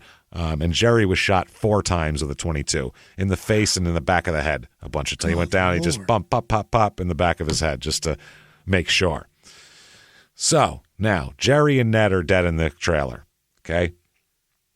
Shortly after that, like within a couple of minutes, Jimmy All Day pulls up. Oh, no. He's Ned's son and Jerry's brother, obviously. Right. He's 25, 26, Jimmy. He drives up on a green John Deere tractor. Hell just coming from the field in there. Now, looks like a Jimmy. That sounds like Jimmy from the farm. He walks up to the back door of the trailer and knocks on it lightly, like he would normally do. Just, hey, guys, knocking on it. He is greeted by the door opening and Wayne Coleman holding a pistol in his face. Yeah. Okay. He drags him inside, takes his hat off his head, steals his sunglasses, and takes his wallet, right? So now Carl says, you heard shots, didn't you? That's what he said. He's saying you came here because you heard gunshots, right? And Jimmy's like, what the fuck are you talking? Like, what is happening? He's on a tractor. He didn't hear 22 shots. Those are so loud. I didn't hear so a goddamn thing. He's tilling, for Christ's sake. He's not going to hear a fucking 22 shot from a quarter mile away, from 200 acres away. No one's going to hear that. So he accused him that. He said, you heard gunshots, didn't you? He goes, well, you're going to see something. And so he's like, what the fuck? So Carl takes Jimmy to the living room and forces him to lie down on the sofa, like face down on the sofa. Just lie down on your face on the sofa. Carl then comes up and shoots him twice in the back of the head. Good Lord, man. Okay, with the 22 and kills him. So Carl then goes outside and moves the tractor, which had been parked in front of their car. So like, we got to move the tractor if we want to get the fuck out of here, right? It's at this point that now you got the Jeep, you got the Super Sport, the Chevelle, you got the Jeep, and you got a tractor all in the driveway. Right. These are all, the driveway's crowded all of a sudden. It shouldn't be. Yeah. It's full. So it's at that point that Mary comes home. Oh, no. Jerry's wife. She pulls her car up into the driveway, and she's like, what the hell's going? Must be people here. I don't know, farm stuff. I see a tractor, whatever. So Carl sees her and jumps off the tractor and comes up behind her, and she had a paper bag of groceries she's carrying, as one does, right? Yeah. Carl comes up with a gun in her face and slaps the groceries out of her hand, which seems unnecessary. But yeah, so she's like, what the fuck? They said that she started whimpering at that point, obviously. She's like, what's happening right now? She's frightened. Frightened. Carl told her to shut up, obviously, ordered her into the trailer there, and she can see that there's dead people all over the fucking place there. They dumped her handbag out. They have her car keys. She's got perfume, her wallet with $1 inside. They take all that out in front of her and all that kind of shit. She's got $1. That's what this is for. So it's at this moment when a pickup truck pulls in the driveway. This is like a clown car in this fucking place. Yeah. People keep coming and coming and coming, which is why spontaneous murders, maybe not a good idea because you don't know who the fuck's going to show up. Like you don't know the people you're going to have to kill. You don't know the whole family shows up. Who knows, right? So 2 men pull up. It's Shuggy and Aubrey. That's Shuggy, the brother, and Aubrey, the uncle, who's 56, Ned's younger brother, okay? They pull up, and they don't know what the fuck's going on in there. They have no idea. No clue. Yeah. So they're like hanging out in the truck laughing. They pull in and shut the car off, and they're still sitting in the truck for a minute, finishing a conversation, listening to something funny on the radio. I don't know what they're just dying. What is it, 1973? Holy shit, that Bob Newhart's a riot. I don't know what they're doing. They got like a Newhart 8-track in there. I'm picturing with the new Ray Stevens. Yeah, that's what I mean. Who the hell knows what they got going on? Streak. Do you get it? Oh, my God. Dude, yeah, that would probably be more their speed, probably. Yeah. So either way, they're in there. Carl gets mad that they're in the truck and not coming into the house like he would like them to do. Sure, yeah. Okay, so he decides he's going to go out and get them. He's going to bait him into the trap. Yeah, they're going to just laugh forever. Talk about impatience. He couldn't wait 2 minutes for these guys to walk into the trailer where you would have had so much easier of a time wrangling people. Yeah. Instead, they go out there. Carl grabs Billy and he says, "Let's go." They went on each side of the truck to the doors, and they order the men out at gunpoint, tell them to go into the trailer. Now, while they're doing this, when they open the door of the truck, Carl says, "Why you fucking laughing at me? You're laughing at me, aren't you?" And they're like, "Who the fuck are you? What's going on?" And they're like, "Get out of here! They're fucking laughing at me." He's yelling at them and yelling at Billy, saying they were laughing at him. They pulled in laughing. They had no idea who he was. So they're having a good time, sir. He's got a couple of problems here, Carl, I would say. So, they do that. Shuggy and Aubrey, once they get in the trailer, they notice Mary is crying uncontrollably, obviously. Shuggy and Aubrey are ordered to sit down on the kitchen floor. Wayne Coleman then collects towels from the kitchen table and heads to the north bedroom where now, after this, before this, Carl and George took Mary to the bathroom where they told Dungy to guard her. They kept her in the bathroom and just said, guard her. Okay. After this, Wayne Coleman gets towels and heads to the bedroom while this is going on, to the north bedroom where Ned was. All right. Shuggy, who is just turned 30 years old, was taken by Coleman to the north bedroom where his father was dead already, and Coleman shoots him. Okay. Aubrey, the 56-year-old uncle, is taken by Carl to the south bedroom where Jerry is, and he shoots Carl down there, or he shoots Aubrey down there. Okay. Aubrey got shot once with a .38, and Shuggy got shot once with a .380. So we've got more guns now. More guns, yes. There's 4 different calibers involved here, so it's pretty interesting. Now, or 4 different guns, we should say. When they 4 were different calibers. There's a 32, a 22, a 38, 32, 22. Yeah. You're right. I forgot about the 32. All different types of guns. Yeah, all different shit here because they're all stolen from different places too. So now, when they were found later, Aubrey's fingers, Jerry and he were like touching hands, like they were trying to, like he was dying, and something happened there. Now, okay. This is fucking interesting. During this, Billy said that he heard several shots fired and a clicking noise in the room where Carl had taken Aubrey there. So he said, Carl came out of the bedroom real fast, grabbed a hold of my pistol. His was out of ammunition, and then he went back in the bedroom. He was out of bullets, so he came out, give me your gun, and goes in there and shoots him. So after he heard several more shots, that's when Carl came out of the bedroom laughing. Oh, God. and laughing hysterically and said, quote, "That damn bastard begged for mercy." Oh, my God. And he was laughing at that. So now what they do at this point, while Dungy is guarding Mary by the bathroom here, because she's the only one who hasn't been shot here, they get all of their stuff. They get all the guns and clothes and whatever they want to steal, and they transfer all this shit, take it all out to Mary's car, and they put it in Mary's car. Okay, that's at that point. That's Billy and Coleman. Billy and Wayne Coleman do all of that. When they come back, by the time they get back into the living room, Carl is basically slapping Mary around in the living room. Mm-hmm. He's beating her up and all this type of shit. And he was what Billy called wrestling around with her when they got in there. He was beating her up, basically. So Mary, after they beat her up a little bit, Carl takes her to the kitchen table and rapes her. Of course he does. And then Wayne Coleman rapes her as well. Oh, my God. Yeah. So then, at that point, they blindfold and gag Mary and throw her in the car with them. They're going to take her with them. They jump in her car and they leave the Chevelle there.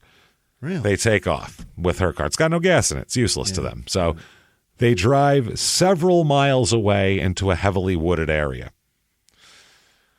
Oh, God. Okay. At that point, they drag Mary out of the car by her hair and drag her into the woods. It's fucking horrible. She's raped more by Carl. George Dungy jumps in. He rapes her as well. Oh, my God. It's fucking hard. At some point, they had to stop, by the way, and a couple of them had to go back to the trailer because Wayne Coleman left his wallet there. Wow. This fucking idiot left his wallet at the crime scene, okay? So they come back to the wooded area in two cars. One is Mary's car, and the other is the Chevelle, because they want to dump it in the woods. They're like, well, we shouldn't leave it there. That's not smart. So he said that Carl told Coleman to take the stolen cars into the woods, hide them, wipe the fingerprints off, especially the Chevelle. Wipe that down, leave it in the woods. When they returned to Mary's car, at that point, Billy said that she, quote, Mrs. Alday was fully undressed, leaning against the hood of the car. This was after they had tormented her. He said at that point, Carl, quote, grabbed her by the wrist and threw her on the ground and then invited Billy to assault her as well. Oh, Jesus. The kid.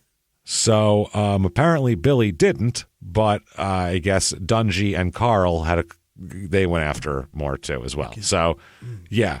She pleaded at that point to Carl, because he seems to be the leader of this whole fucking thing, to let her get dressed, but Carl wouldn't let her get dressed. Then Dungy walked her farther into the woods at this point. Now, this is the sickest fucking thing of all to me. This is some BTK. It's too much. It gets worse. This is what I mean. This is some weird BTK shit now, because now they have her Instamatic camera, her Polaroid, basically. Why would you? And they start taking pictures of her. They start taking these terrified pictures of her begging for her life after she's been brutally horrified, every fucking defiled in every way, and her whole family's been murdered, and they're threatening to kill her. Eventually, after they had their fun taking pictures of her, those pictures will come back to haunt them later. Don't worry. They fucking horrible. They make her lie on her stomach and then shoot her in the back of the head and in the back. Once in the back, that severed her spinal cord. Wow. And then the other one was in her head. So that both with a .22. So at that point, they abandoned the Chevelle in the woods near where Mary's body was, and they end up jumping in her car, a blue and white Chevy Impala, which will later be found abandoned in Alabama. Okay. So, these are as four of the most terrible people we've ever encountered, correct? Shy. This is I don't even know what to say of this. Shy, yeah, so awkward. Shy. Yeah. So shy. And Carl is an A1 fucking Complete predator monster. Yeah. I mean, he's got to be one of the worst people we've ever talked about. He's enjoying this too. He's laughing. Certainly. This isn't. Yeah, he's reveling in the whole thing. He loves it. This isn't something he has to do or something that he whatever. This is like he's into. One this. of them are surviving now. Now they're literally lashing out at everything. Yeah, that's what I mean. It's crazy. So now, oh my God, Barbara, who is Shoogie's wife, remember, she ends up going to the trailer, but no one answered. No cars are in sight, so she presumed that nobody was there. She called the sheriff's office to see if anybody had heard about it, and they all should be there. They're here every day. It's a farm. It's predictable. They call the state patrol. They call hospitals to see if anybody, maybe they're somewhere, but they're nowhere. So then she returns with Bud all day, and they come back at about 2:30 a.m.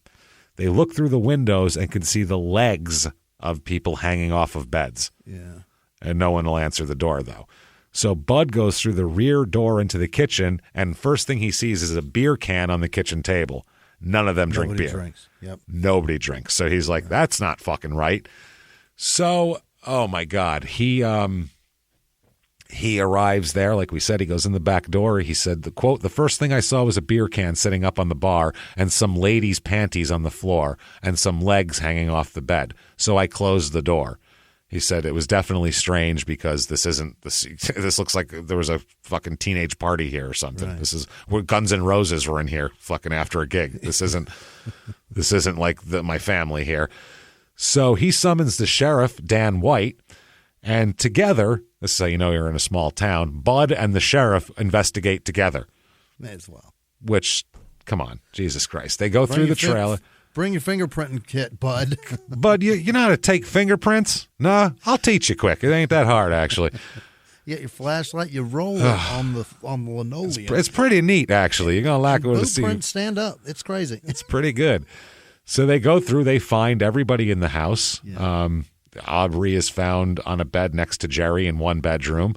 Ned's body found in another bedroom, legs dangling over the side, and Chester or Shoogie was there as well. Jimmy's body was found face down on the couch, left arm slumped over the side. It's pretty fucking crazy.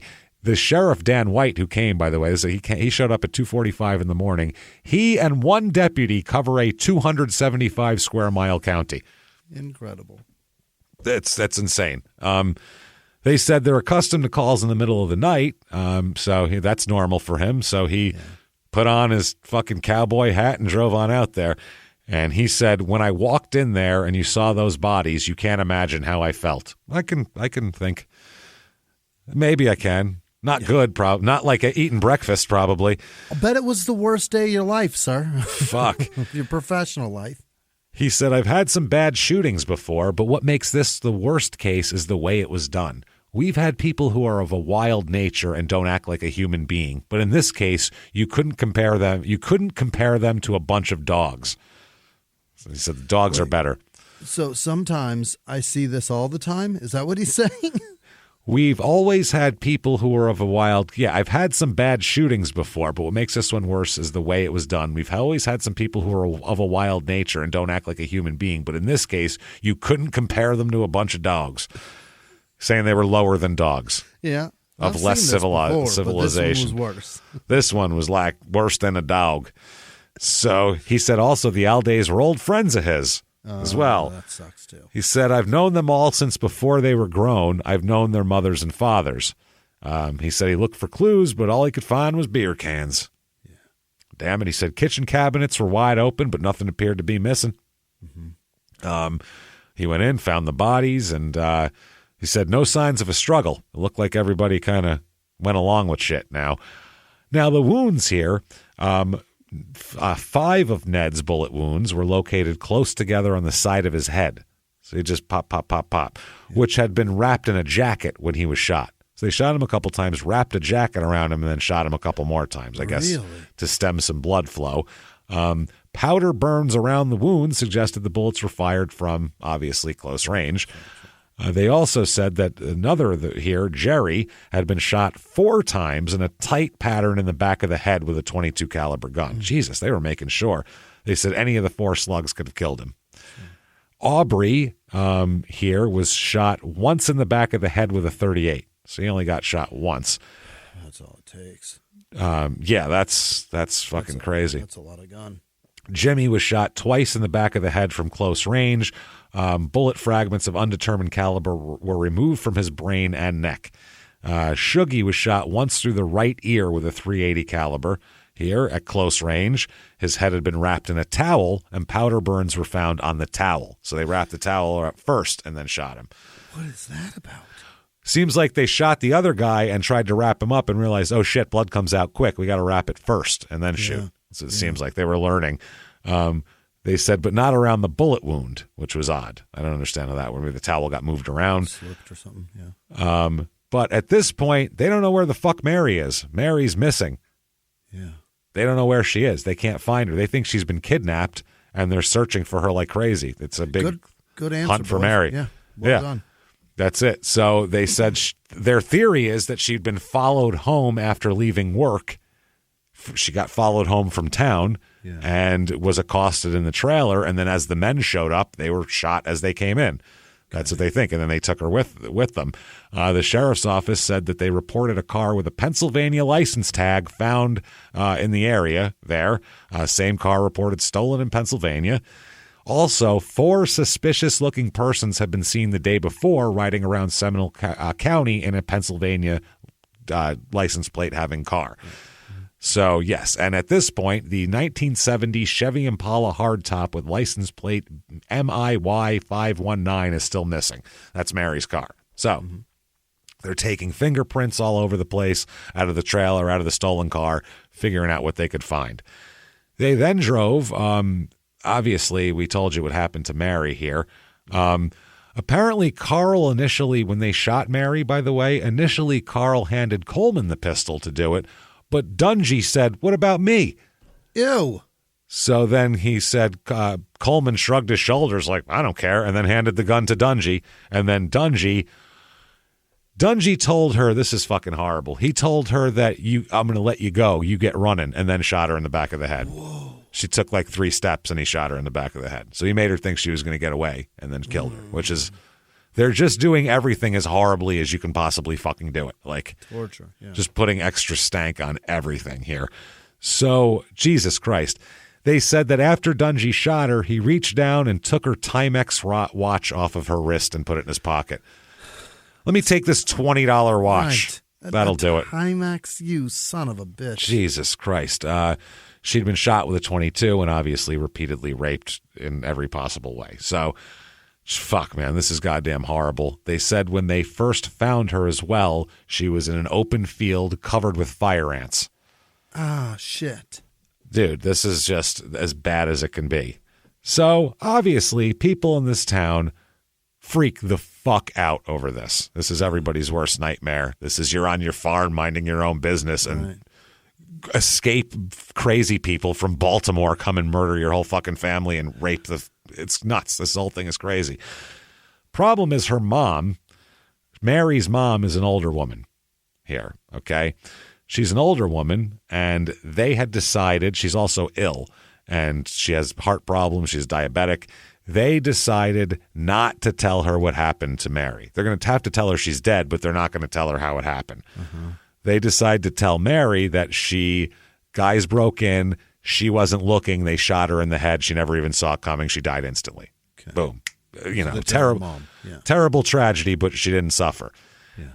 Problem is, a neighbor didn't know they were doing that. Oh, you dick. And a neighbor came over and started saying it's a terrible thing what they did to your girl and all this type of shit. And she said, well, what do you mean? And then the neighbor told her everything that happened. Well, I mean, the rape was horrible. Yeah, it's a small town. This terrible stuff. Why would you fucking jerk? Shut up. The cops had told, everybody knows about it, and except for her mom. And so this guy told all the details, including that she'd been the last to die. She had to witness murders herself. She got raped. She got found nude and raped and shot in the back of the head.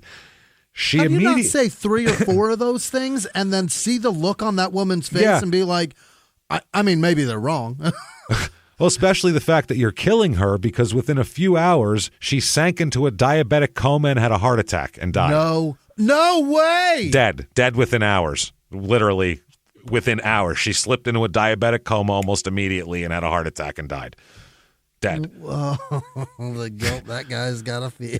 Oh, God. Jesus Christ, I killed her. I murdered a woman today. Wow, that's got to be a powerful feeling. I killed a woman with my words. Would you go home feeling powerful? Like, obviously, you'd feel terrible, but at the same time, you go, is this a power I have? Am I powerful? Would he just be a mute now? There's that guy that once killed a woman with his words. He doesn't talk now. That tells you. Turned him into a mute. You know what that teaches you? Mind your own fucking business. That's what that teaches you. Shut the fuck up. Mind your own goddamn business. Give your condolences and leave. Don't try to sit around. Oh, it's terrible. Why would you sit around and go, it's terrible how they raped your girl like that? Why would you talk to someone like, why would you do that? I can't believe they waited for her, killed her last. That's crazy. Don't you think so? Isn't that crazy? You son of a bitch. I mean, they basically tortured her, right? I mean, they blindfolded her, gagged her, drove her, and the final indignity to tell her she was free and then shoot her in the head. It was terrible, right? Are you okay? Hello? Smacking her in the face. I said indignity. Shit. Somebody get like a cookie or a Snickers bar or some shit. I don't know what's happening. So this is fucking crazy. Get her a thing. I get her like a Capri Sun or something. I don't know. That guy's an squirt asshole. it into her mouth. That's what that guy is. He's a huge asshole.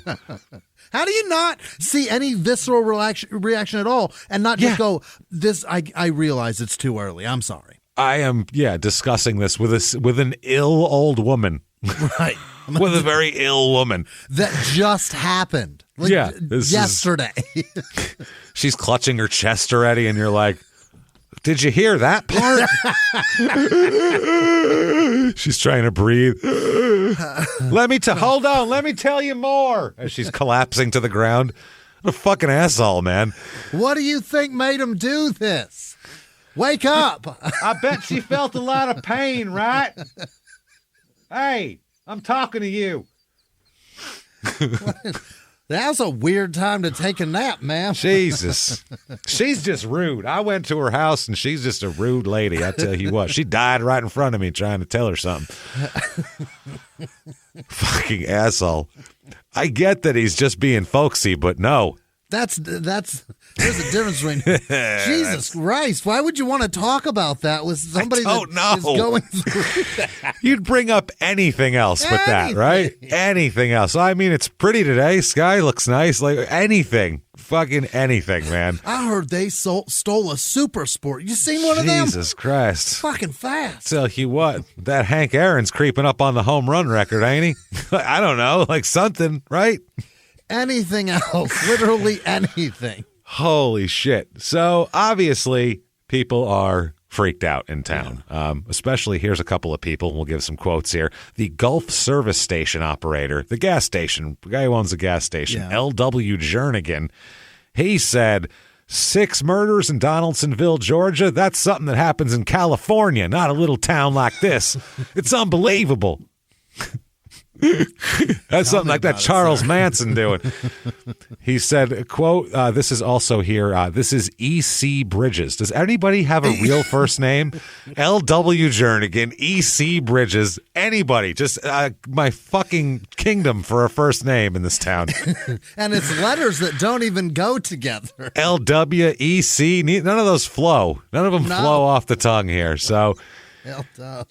Jesus. E.C. Bridges is a county tax collector, and he says, I don't believe the Aldays had an enemy in the world. They were always hard workers and a close-knit family and just plain good folk. Okay, well. Just plain good folk. He then goes... The obvious shit that these people spew. We get it. Oh, they didn't deserve it. Really? I would have thought they really deserved it. Did they fucking... What were they doing before this? Kidnapping babies and harvesting their brains to have ceremonies? Like, what were they doing? Exactly. I can't believe this would happen. Yeah, we know. If you don't have anything else to say, shut the fuck up. Yeah, just go, man, crazy, right? Just go crazy. Shake your head. What do you think I of don't it? understand Crazy. it neither. Yeah, it's crazy. He said years ago that boy Ned, he's 62 years old, that boy Ned. So how old is he? He has 9 kids, sir. That boy Ned just started out on his own with nothing. He didn't have anything, but he kept on farming and buying land till they had over 500 acres. Yeah. They said that they were, obviously 6 of their family has been murdered here. Sheriff Dan White, he's the guy who found them, he said they were as good as folks as they come. They were church-going, hard-working people. They didn't drink beer, wine, or whiskey. They were teetotalers. They did drink rubbing alcohol at night, though, just to get a buzz, but that's a whole other issue. They did lots of cocaine. That's what they was doing, just tons of cocaine. Sorry, I don't mean to make fun of the victims, but it's mainly him I'm making fun of. We get it. I mean, they didn't drink. 2 of them, yeah. I mean, they did needle drugs. I ain't gonna lie, but didn't drink a drop. I'll tell you what. So Clyde Ernest, his last name is Ernest, so you know what he's about. He's great. Clyde Ernest. He has a farm several miles from where the Aldays farm was. He said that, quote, all of the neighbors are going to work to get their crops in for the rest of the families. All of us are so close. So basically, going to keep their shit going. We're gonna farm because that's the whole family got wiped out. So we're gonna get their crops in so they can be sold for the rest of the family. So they'll have some money because he said everybody's so close. We'll all just chip in and work on their stuff too, which is very nice, I would say. Yeah. So not bad at all. Ernest also said here that, quote, it's just the worst thing that ever happened in Seminole County. There you go. Another neighbor, Buddy Chance. Jesus Christ, man. But they all have something funny about their name. This is crazy. What is happening down here? He's another farmer who lives near the property, and he said the whole community shocked. We didn't expect it. If that doesn't shock you, I'm worried about you. Yeah, if he's like, I mean, families get slaughtered, and he just like shrugs his shoulders and 6 people wiped off the planet. Yeah, lights a cigarette, starts flipping a nickel. He said they were known all over Seminole County. We worked right here among them, and everybody helped one another. They had been out planting all day yesterday. Yeah. It's May. So here's a wife and secretary of the sheriff. By the way, the sheriff's wife is his secretary at the police station. This is Dan's wife, Marguerite. She says, some maniac or crazy man must have been on the loose. Yeah, you think? Good answer, lady. Jesus Christ. She said that Mary worked in the bank in Bainbridge, but quit because she was afraid of driving back and forth from Donalsonville. So she'd been working recently at the Department of Family and Children's Service, where one of Ned's daughters, Mrs. W.H. Miller Jr., another fucking guy, W.H.? What is that? Why doesn't she have a name? Mrs. W.H.? Yeah, back then they used to do that all the time. They just Mrs. the husband, but really? Mrs. W.H. He doesn't even have a name, so she can have one if he doesn't want one. How's that? Jesus Christ. I guess one of Ned's daughters, who is Mrs. W.H. Miller Jr., is the county welfare director. Okay. So Cecil Lunsford, vice president of the Merchants and Farmers Bank, said it's just a tragedy. They were all very respected. And he also said, quote, they were outstanding farmers. Everybody's so impressed with their farmers. They're so impressed with them. Oh my God. Another Donaldson citizen, R.C. Baxley. What the fuck is happening? Oh, R.C. R.C., L-Dubs, fucking L-W-H. There's too many. It's very confusing. Holy shit. R.C. Baxley said, quote, it's one of the worst things I've ever heard of. Ned was a good fellow, and I'd known him more than 25 years. He told lots of jokes, but they were mostly on himself. Ned's boys always worked hard. I hope they get whoever did it. I just hope they get him. Him. You and guys. It's by the way. Oh, okay. Yeah. Get him. Right. I just hope they get him. Like, there's a madman on the loose. 6 people are dead. Pretty good chance it's more than one person. It's the organization of that. Even Richard Speck lost count of nurses. You know what I mean? That's why some lived, because he lost count of them. And there was like 9 of them. There's 6 people involved here. So, yeah. Too many people. So, yeah, people are freaked out. They called it, the sheriff called it the biggest deliberately planned homicide in Georgia. I don't know what that means. Has there been accidental homicides that were more? Accidentally killed 45 people. Jesus Christ.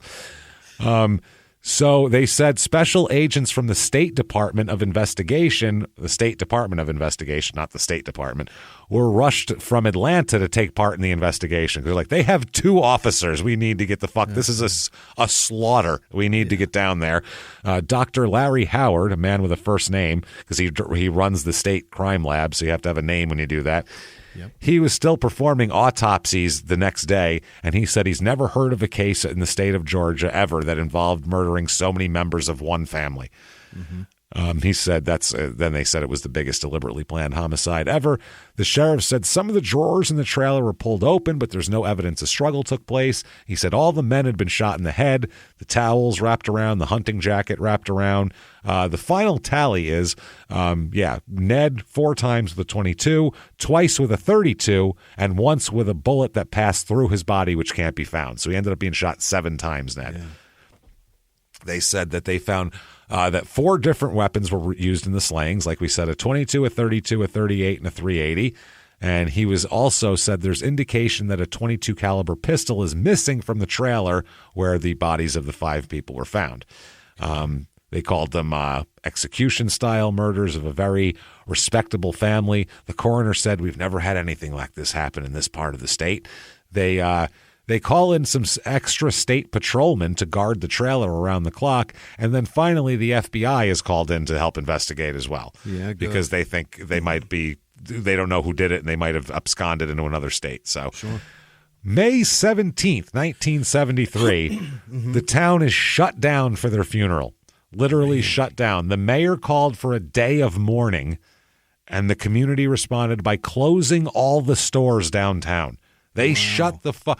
Imagine going in wherever you live, everybody, and going, some people died. Everybody shut your stores for the day. They would fucking stab you in the face. Nobody would do that. Yeah. That's wow. This is to have the funeral. The whole town just did it. The streets were deserted, they said. The only thing people were doing was going to the funeral. They said pretty much everybody in town was at the funeral, every single person.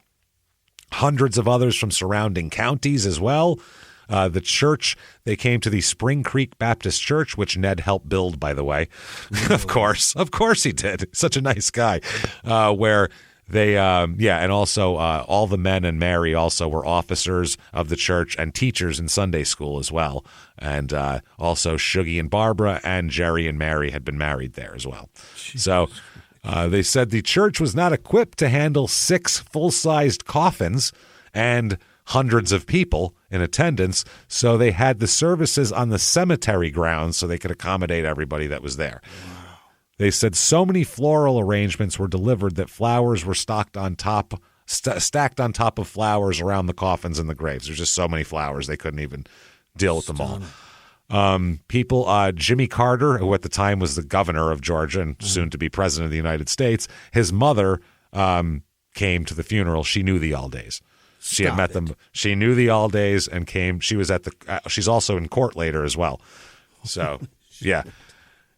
Calling all dog owners. Your furry friend deserves top-notch nourishment, and Ollie delivers the clean, fresh nutrition your dog needs in 5 flavors they'll absolutely flip over. Ollie is made in U.S. kitchens with ingredients carefully sourced from trusted growers and producers around the world, with absolutely no harmful fillers or preservatives. With protein-first recipes like fresh beef with sweet potatoes, fresh turkey with blueberries, or fresh lamb with cranberries, you might start thinking, dang, my dog eats better than I do. And that's probably true when it comes to Ollie. Give your pup a fresh start this new year by letting them taste test a personalized meal plan with Ollie. Head to ollie.com/Wondery. Tell them all about your dog and use code WONDERY to get 60% off your first box of meals when you subscribe today. Plus, they offer a clean bowl guarantee on the first box. So if you're not completely satisfied, you'll get your money back. That's OLLIE.com/Wondery and enter code WONDERY to get 60% off your first box. Start your dog's new year off right with Ollie.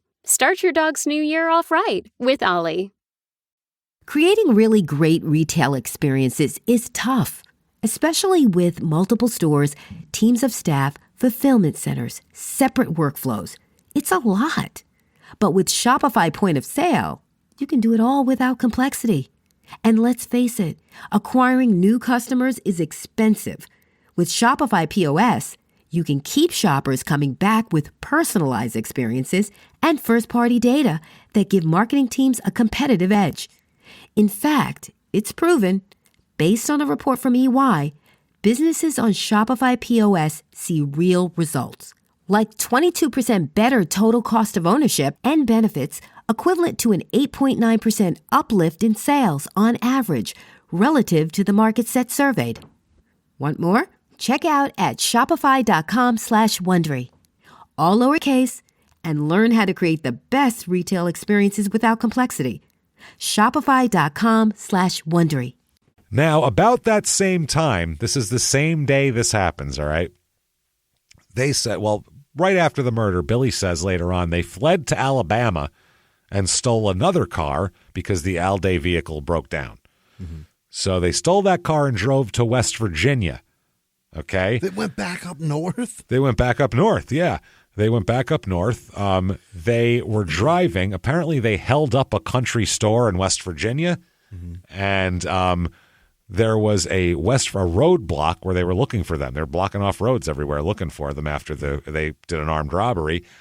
And apparently, when they saw that, they got $3,000 from that, and several pistols and rifles they got from the store. Hold-up? Mm-hmm. From the holdup.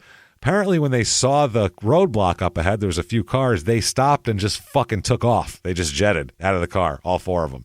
Just ran. They took off. They ran. George Dungy was captured first. He's the oldest, so probably the slowest. I assume he got caught first. And the actual slowest mentally, right? And he's definitely, he's low IQ here. So they abandon the car. They go. In the car, they found several weapons and $700 in the car that they ran away from. I don't know if they forgot about that or what.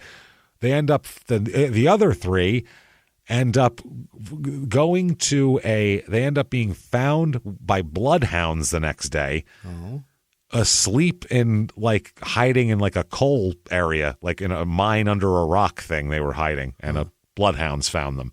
So they are found, and they're brought back to Georgia, but they're not going to be jailed in Seminole County because they're literally scared. The state is scared they'll be murdered if they bring them to Seminole County. For sure, they're afraid that people will bum, like an Old West style, bum rush the jail, pull them out, and murder them. So the sheriff said, everybody's blood is boiling. There's not a doubt in my mind that lynching crossed the mind of everyone in the county. So the word lynching is said several times during this, which is just a little disturbing. So they're a little free with that word, huh? A little free with that after what you've all done down there. So George is the first one captured, like we said, and they sat him down. He immediately told everything. Yeah. For 2 hours, he told them all about rapes and murders, and he said that he'd been unable to sleep since, quote, what we had done to that woman, and that only Billy Isaacs was innocent of rape and murder. He told the cops Billy didn't do shit except for be with us. He didn't shoot anybody or rape anybody. But ballistics showed that 4 guns were used, but then we end up finding out later on that Carl took Billy's gun and used that. So that's how that worked. Now, Wayne Coleman, he's a little different, okay? Dungy had a certain level of remorse and all that sort of thing. Coleman, they said he seemed to have a good time recounting what happened to the Alday family. It was like, shit, yeah, we did it. That's right. This is from the court document, quote, he boasted that he personally killed every victim, proud of any level of cruelty and brutality, smiling as he told law enforcement the tragic end of 6 lives. Does he know what that does? He has to. He's been in prison. I mean, he's seen what prison is. I guess so. And also they said that Dungy had a clearer remembrance of details and timing. Coleman was very fuzzy, so much so that he asked officers if Alabama was part of Georgia and if Louisiana was a county in Mississippi. Oh, boy. Because they were like, you drove here to drive through Louisiana? And he's like, is that a county in Mississippi? They're like, oh, God. What, motherfucker? Are you kidding me? You're 26 years old, you dipshit. And also wondering if Alabama was a part of Alabama was a part of Georgia. I mean, same thing, but either way, doesn't matter. I mean, they together are part Very of something similar. bigger, but yeah, Ala side Georgia by is side, not. No. So Billy's account is pretty similar to George's insofar as like he agreed with this in the like sequence of events. This person came home, then this person came home, then this person came home. Billy and George have it all lined up here. Carl refused to say shit. They asked him about it, and they said, "Tell us about that day. What happened, Carl?" And all he would say is, "Quote, it was a pretty May day." Oh boy, That's it. Wouldn't say shit other than that. So, just a nice day. That's all I remember. Real nice day. Mm-hmm. Let's find some evidence. What do they have here? Just to make sure they have these guys. Well, Carl Isaac's fingerprints are found in a filing cabinet in the bedroom where the bodies of Jerry and Aubrey all day were found. Uh-oh. And, yeah, that's not good. Prints also found on the door of Mary's car, which was discovered, obviously, after they found her. Billy Isaac's prints were also found in the car. Carl Isaac's prints were found on a stolen car that was ditched near the body. That's the Chevelle. Prints belonging to Isaacs and Coleman were found in the car as well. 9 of the fingerprints found at the 3 locations were identified by Campbell as that's Campbell, not Wayne Campbell. That's the fingerprint guy, as belonging to Carl Isaacs. Mary Alday's co-workers identified her Timex watch that Dungy stole as hers.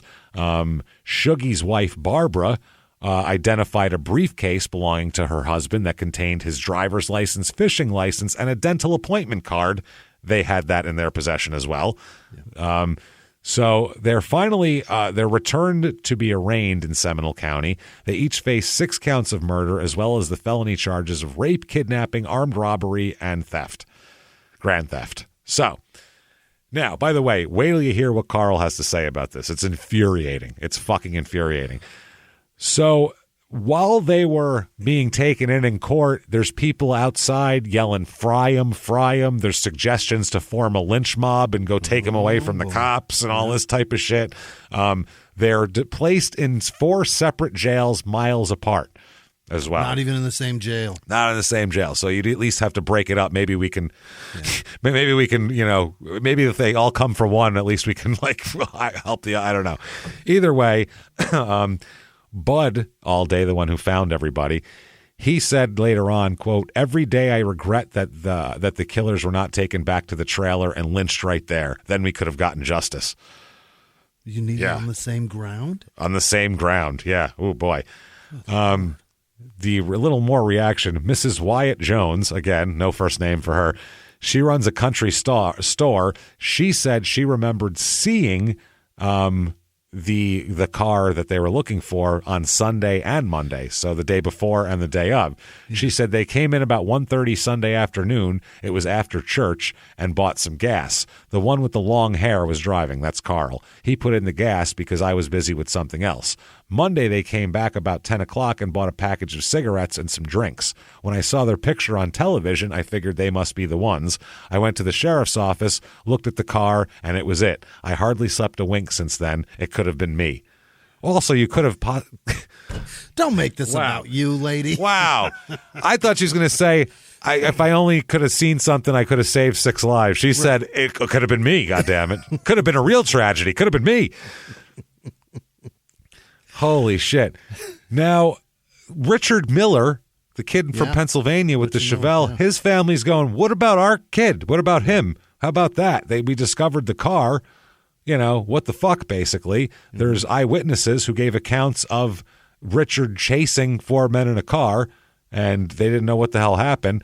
So, finally, following several hours of negotiation in which Wayne Coleman was assured that that nothing he said or did could be used against him if he gave it up on this point, he agreed to return to Pennsylvania to aid in recovering Richard's body. They killed him.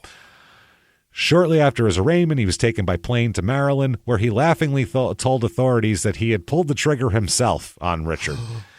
He said, quote, "I didn't want the others to have all the fun." Oh, my God. He's shy. He's a real shy retiring type. So for 3 days, he led officers around in circling routes around the Pennsylvania-Maryland border, eventually convincing them, basically, He knew what happened, but he just had no geographical sense whatsoever and has no clue what the fuck he's doing. So they took him back to Georgia. Okay? He has no idea where the body is. No. So they can't find the body. So once they get back down to Georgia, they're shocked to find Carl is willing to help. Oh? He said, I'll help you find the body. I'll give you a run. Yeah. More shit to brag about. So he is transported to Pennsylvania. Same thing. Utterly no remorse whatsoever.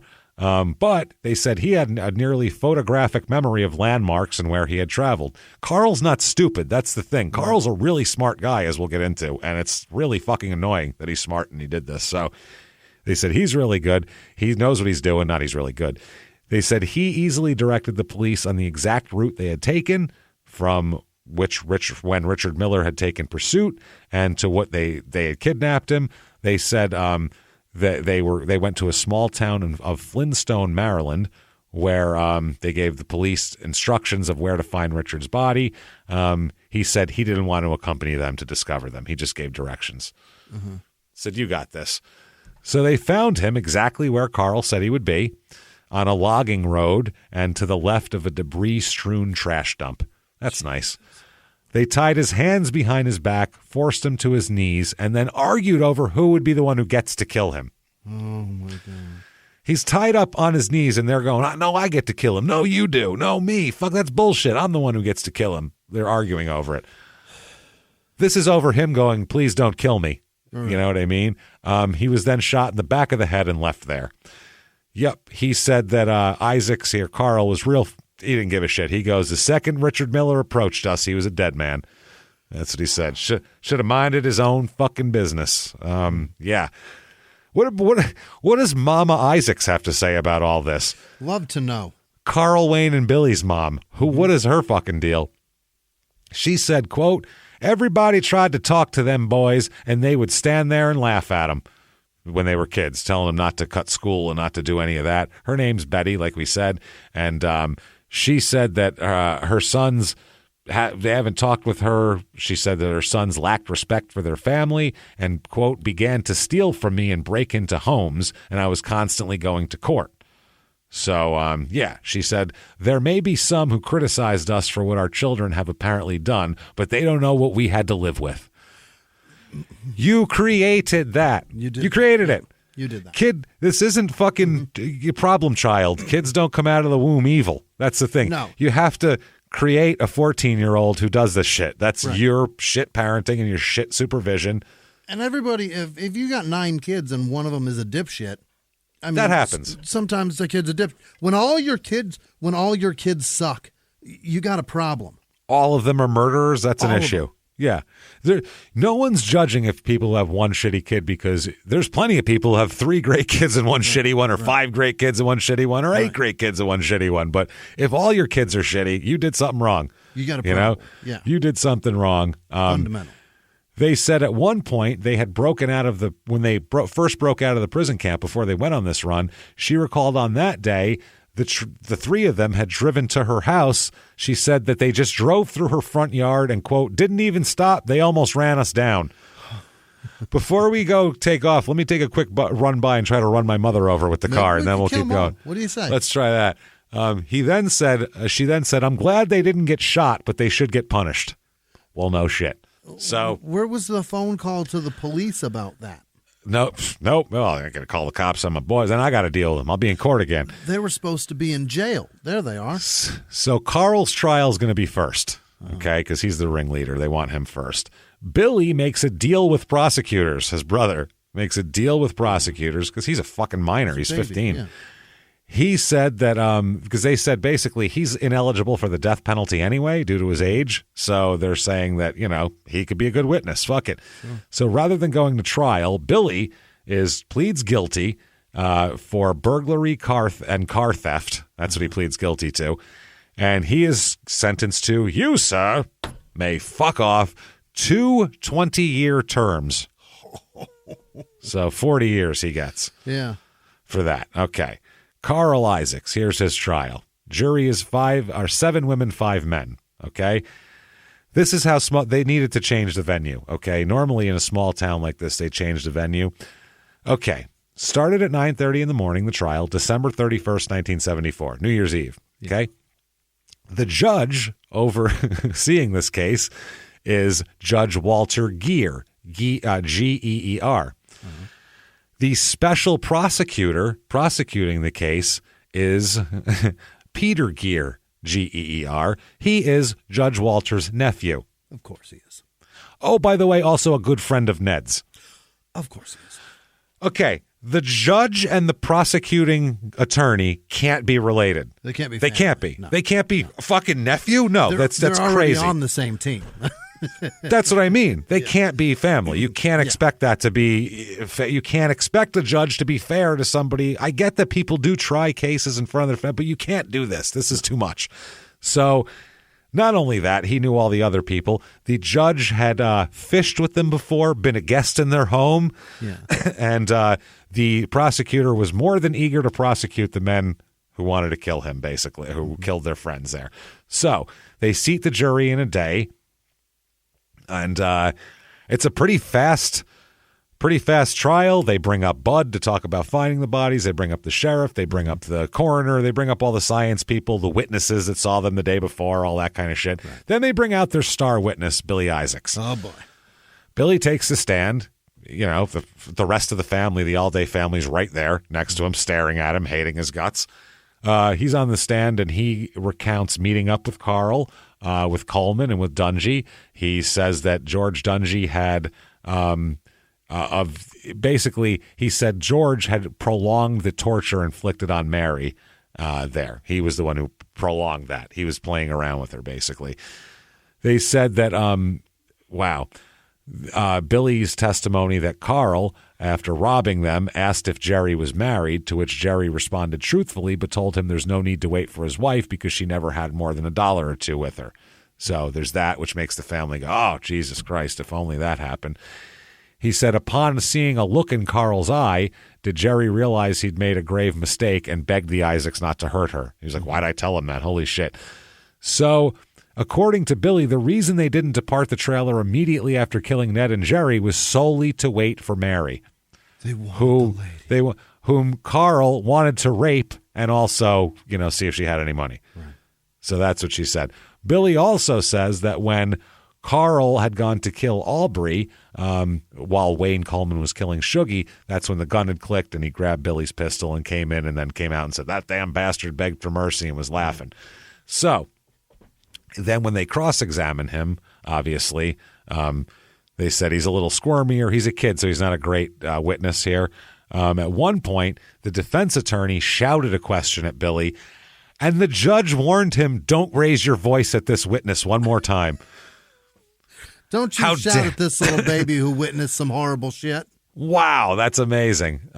So they found out, Billy said that they had weed with them when they left Maryland, but that they didn't have any left by the time they got to the all-day home, because the defense was trying to say, like, well, you guys all fucked up. Maybe you were stoned. They're like, nope, we weren't. So they said that Billy also said that Carl had threatened him while they were in jail in neighboring Randolph County awaiting trial. Billy said that during an argument, he told Carl, at least I didn't. Oh, Jesus Christ. Okay. Oh, boy. Okay. I have to say this. It's not me saying it. This is Billy saying it. Quote, at least I didn't have 4 colored men make me into a homosexual at the Maryland State Penitentiary. That's what he told Billy during an argument, and then Billy threatened to kill, or Carl threatened to kill Billy over that. So they rest the prosecution case after 21 witnesses. The defense calls 0 witnesses. Not one? Not one. They just basically did everything on their cross of what they did, and they have no witnesses to call. Who are they going to call? Fucking Carl? He's going to be a terrible witness. Don't bring him up there. Good, yeah. Maybe his mom. So maybe his mom. Well, that's for sentencing, though. That's for mitigation, I guess. So the verdict comes in after 68 minutes of deliberation, which I don't even know if that's enough time to fill out the paperwork for 6 murders. 68 minutes. Fast, 68 minutes of deliberation. The jury comes back, unsurprisingly, guilty of everything for Carl. Murders, rapes, assaults, robberies, you name it, the whole deal. Sentencing comes up, And the prosecutor stresses that it's the jury's duty to protect the citizens of Seminole County from the likes of Carl Isaacs, and the only way to be absolutely certain that he could never commit such a crime again was to impose the death penalty upon him. While this is going on, Carl just yawns and looks around, and acts real bored by the whole thing. So the jury has to deliberate over a sentence. They come back after 38 minutes. They have the sentence ready. Not a lot of time to deliberate. Fast. They say, you, sir, may fuck off. Death penalty for Carl.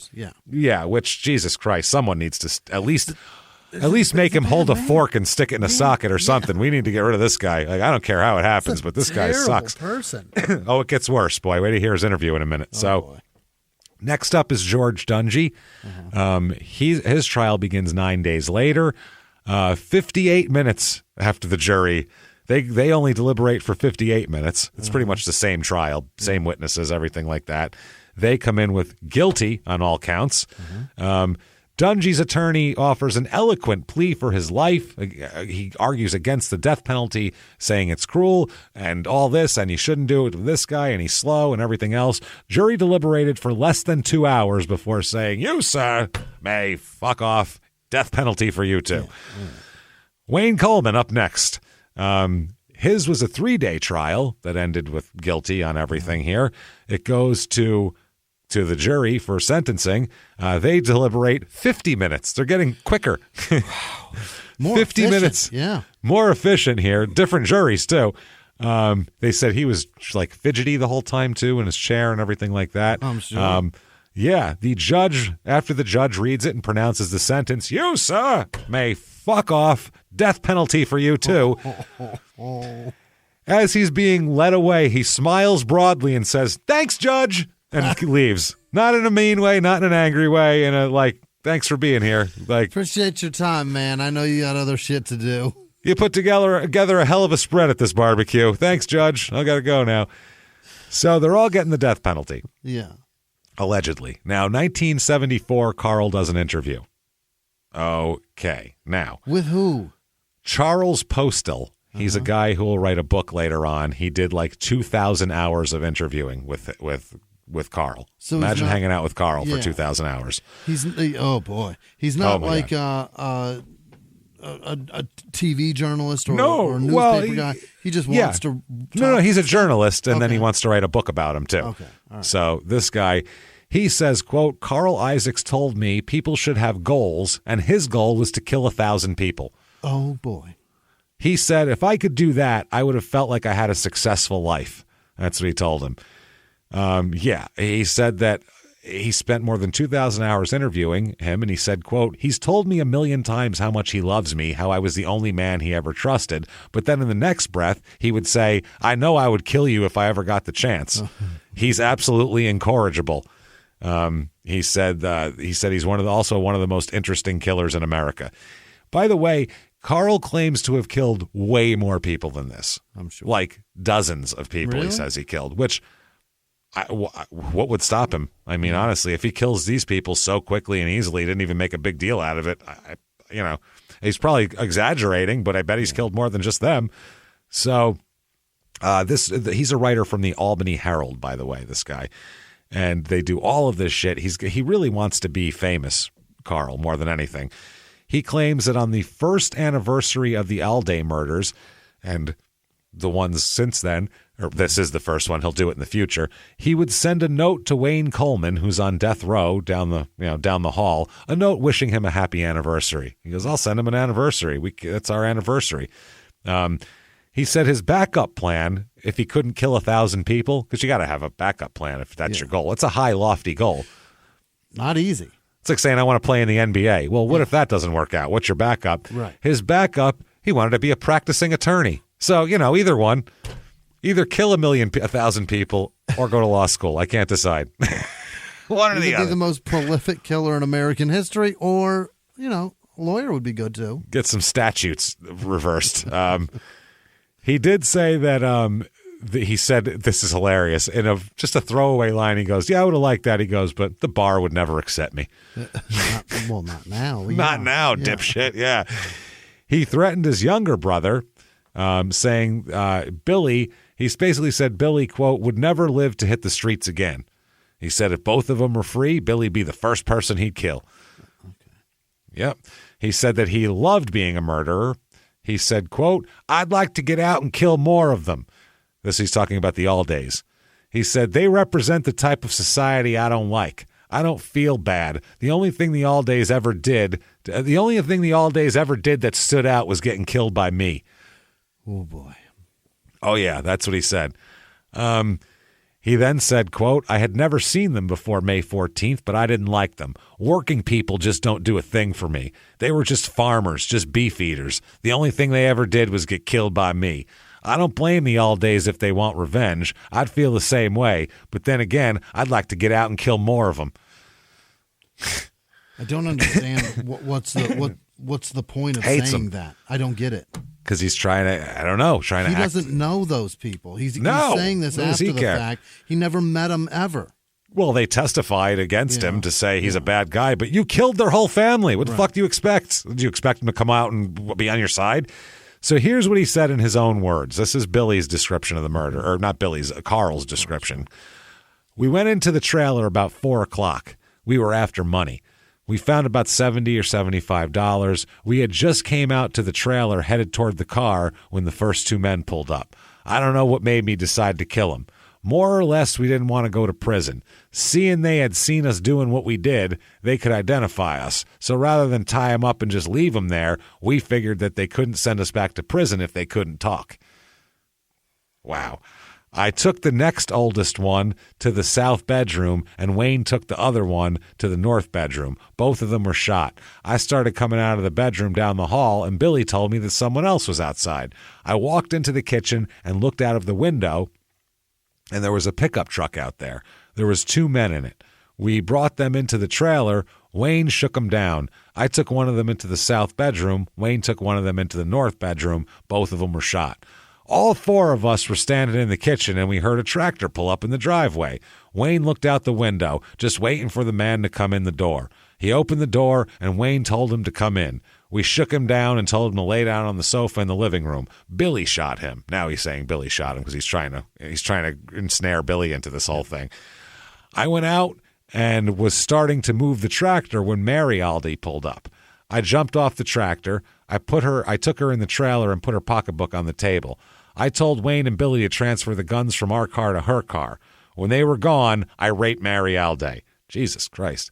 While I was doing that, Wayne came in. He raped her. We tied her up, and all 4 of us went back to the car. George and I rode in Mary Alday's car with her. Wayne and Billy drove in our car. We drove about 7 miles up the road to a wooded area. Mary Alday was raped again by me, Wayne, and George. Then she was shot by George. So, yeah. He said that he said he had respect for Mary. She's the only one he had any respect for because she's the only one who put up a fight. He said, quote, the rest of them just lay down and got shot. Wow. Yep, that's what he said. He said, Jesus Christ, this is fucking crazy.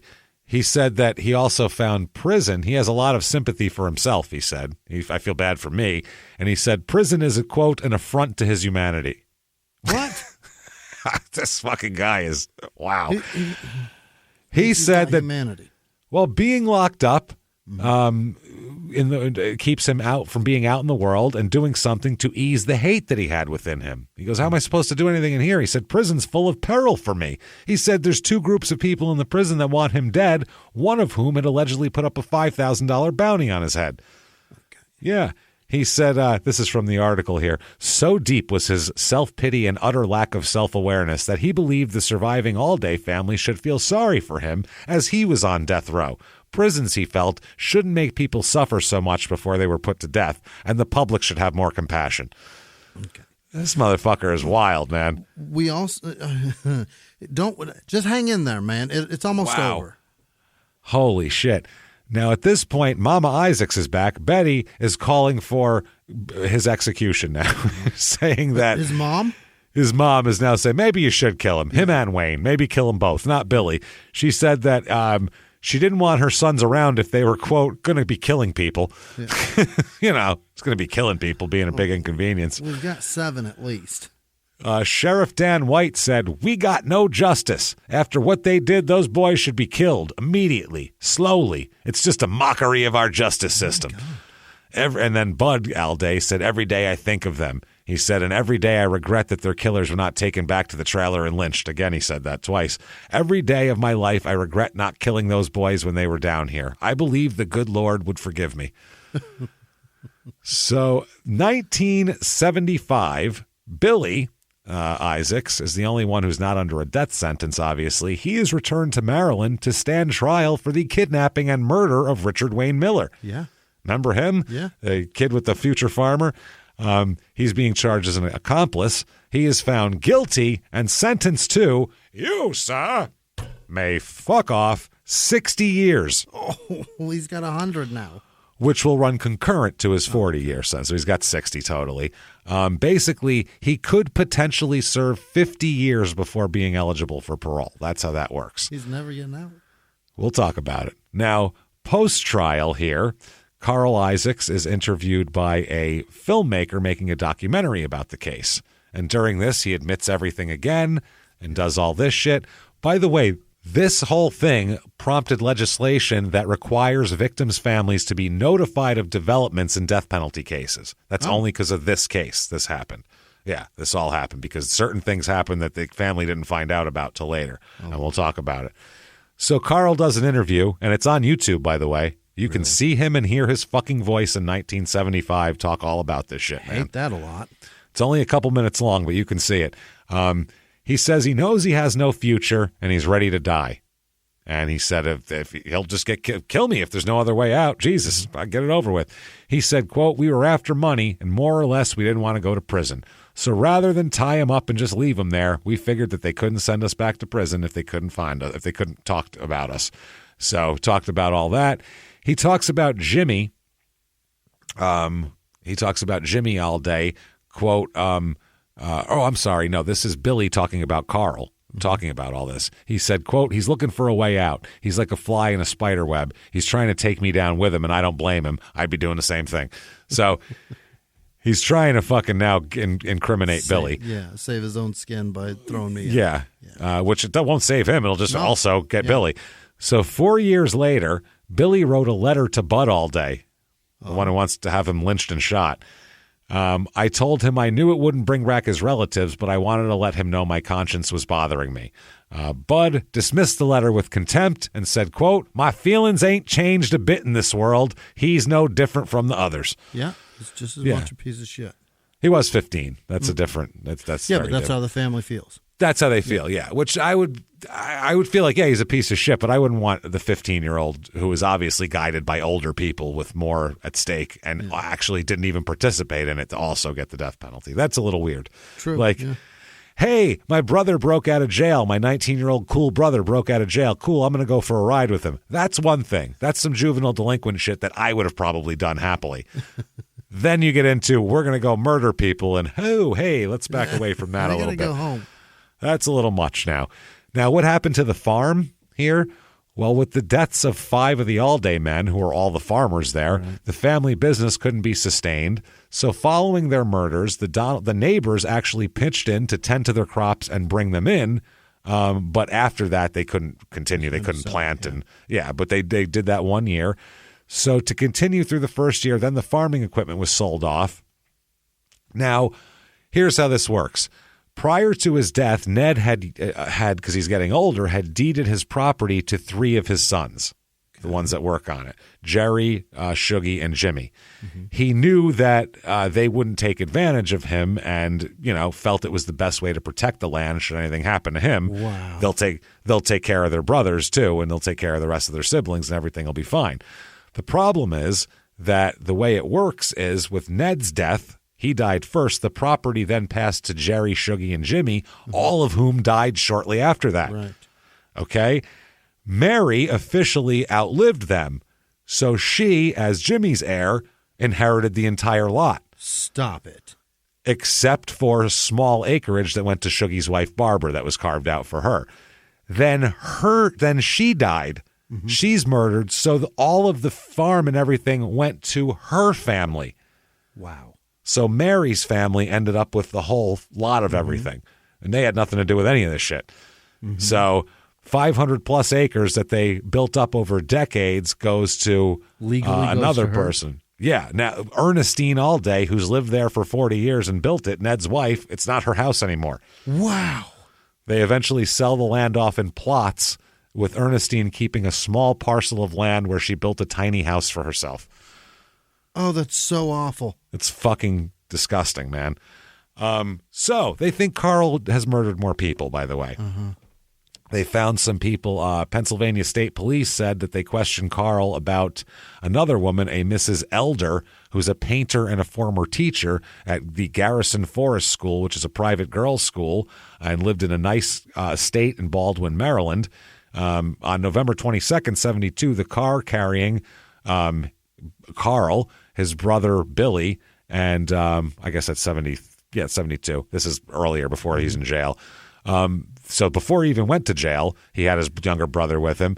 Their car broke down near Stewartstown, and Miss Elder, passing by, took them to Stewartstown back to the disabled car. When she arrived back at the car with the Isaac brothers, several area residents had been there, and she took off. One of the onlookers summoned police because the disabled car had been seen near a house that was broken into. Police arrested the Isaacs and confiscated items from them. William Isaacs was not prosecuted, but Carl was found guilty of 5 counts of housebreaking and all that kind of shit and sentenced on that. Now, on January 4th, January 14th of 72 or 73, before this, he escaped from Oakcrest. And on February 6th, he was arrested on a housebreaking charge, and then he was sentenced to 4 years and did all of that. But they found Mrs. Elder dead. So they think that he broke out and killed her, but they have no proof of it, and he won't admit to it. So they have no proof of it. So they're wondering. He knows they've got no proof. He's not saying a word. He's not saying shit because they have no proof of it. July 28th, 1980. Okay. Authorities are in the process of moving all of the 90-something inmates under the death sentence, the whole death row, from the prison in Reedsville to the newer Georgia Diagnostic and Classification Center in Butts County. So the officers, they say, had they hustled Isaacs from his cell, the ones who took him out, had they taken a closer look, they might have discovered that 2 bars in the cell had been hacksawed with a smuggled blade, the cutting concealed with a mixture of chewing gum and paint from a paint-by-numbers kit they give the prisoners to fuck with. Wow. Isaacs had been outside his cell sawing on the bars of the window's south wall when he heard the guard elevator coming up to the floor. So he scrambled back into his cell and into his bunk, and they came to move him. It's about 8:30 a.m. when the officers noticed what he thought was another guard on the prison roof pulling a rope. He's like, why is a guard pulling a rope? I don't know. They must have something going on over there. What he actually saw was a condemned murderer climbing out of a prison window on a rope of bed sheets, dressed as a fucking guard. Holy shit. 4 of Isaac's cellmates were wearing guard uniforms fashioned from blue mail-order pajamas, complete with fake U.S. flag patches, name tags, and fake badges crafted from cardboard and a soft drink can. So from a distance, they'd look like guards, basically, is what they did. These guys who climbed out, Carl's not among them, they fucking just climbed down, strolled to the main gate, and drove off in a car that had been left by a relative of one of the escapees in the lot. Unbelievable. That's fucking crazy. Death row guys just walked the fuck out.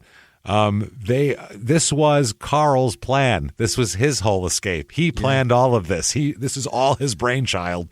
He just included these other people. And they got him before he got out. That's right.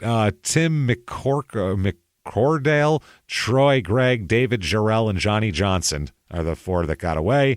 They removed steel bars that it had taken them months to saw through with the hacksaws. They slid through the windows, walked across a roof, climbed down a ladder, and strolled in a single file line across a grassy area and out of a main gate, where they got in a blue Plymouth that had been left there the previous day by one of McCordale's relatives. They found the ignition key in the sun visor, and they drove off.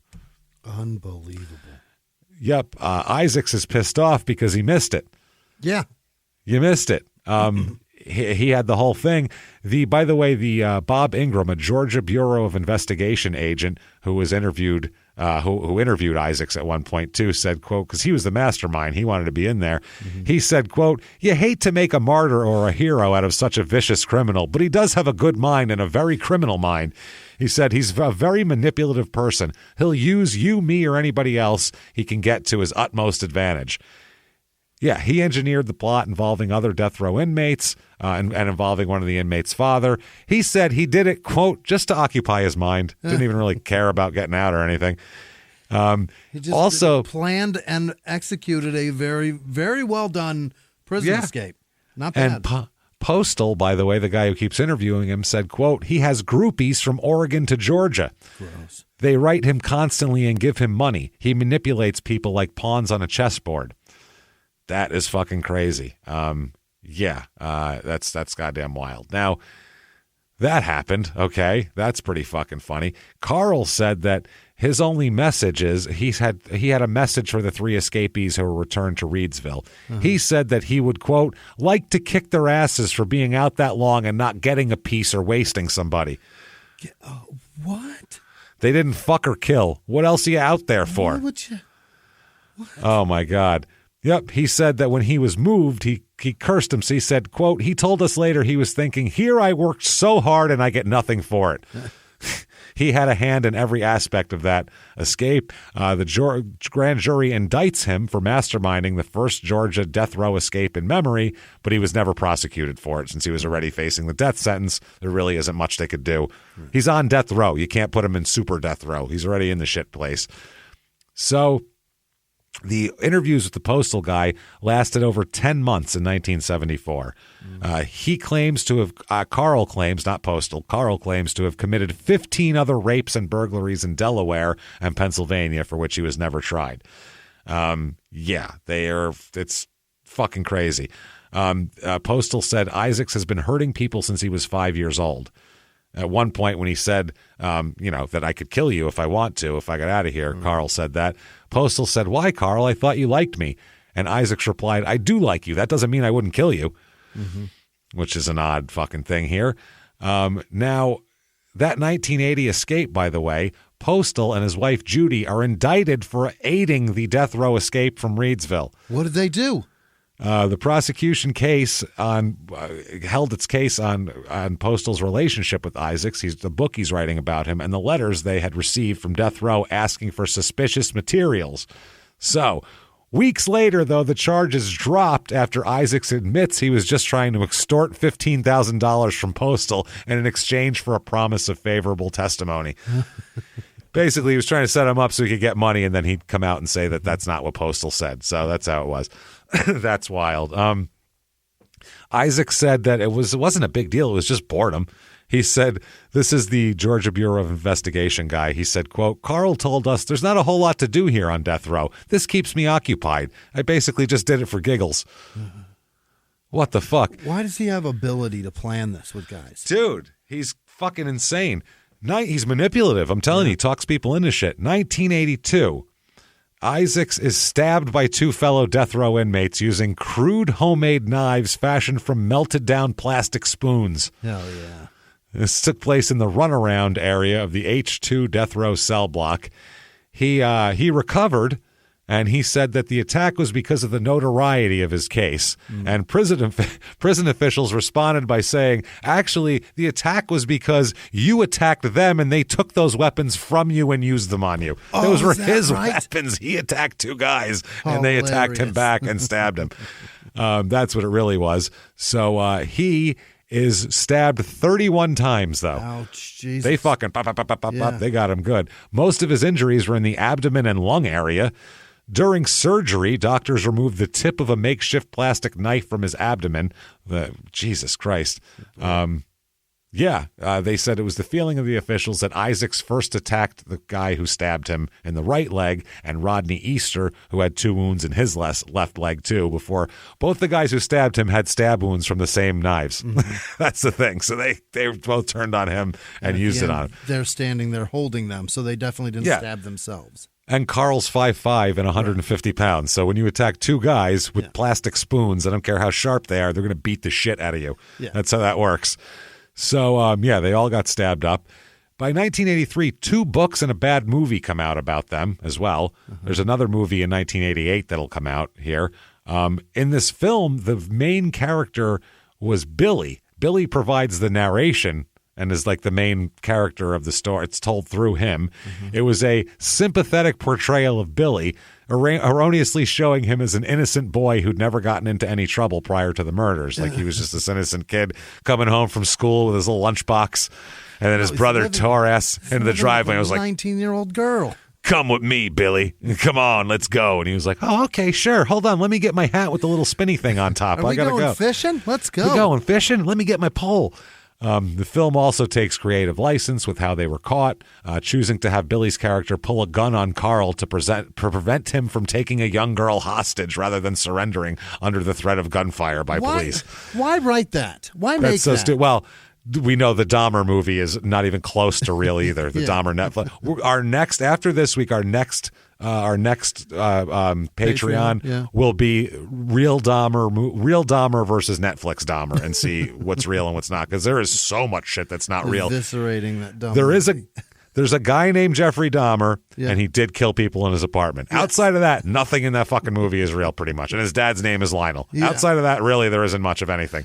And the neighbor was a man, and he lived across the hall. With the woman, it was him and the woman too, and they ate the. It's not the same one. The other one is the one that called, but then she didn't. Anyway, either way. So here comes an appeal in the mid '80s, Jimmy. Appeal. It's a 128-page opinion from the 11th Circuit. Jesus. Here, yeah. They said, quote, this small community was overwhelmed and saturated with prejudicial and inflammatory publicity, which I can't argue with. Seminole County was deeply prejudiced as to both the guilt and sentence of the defendants.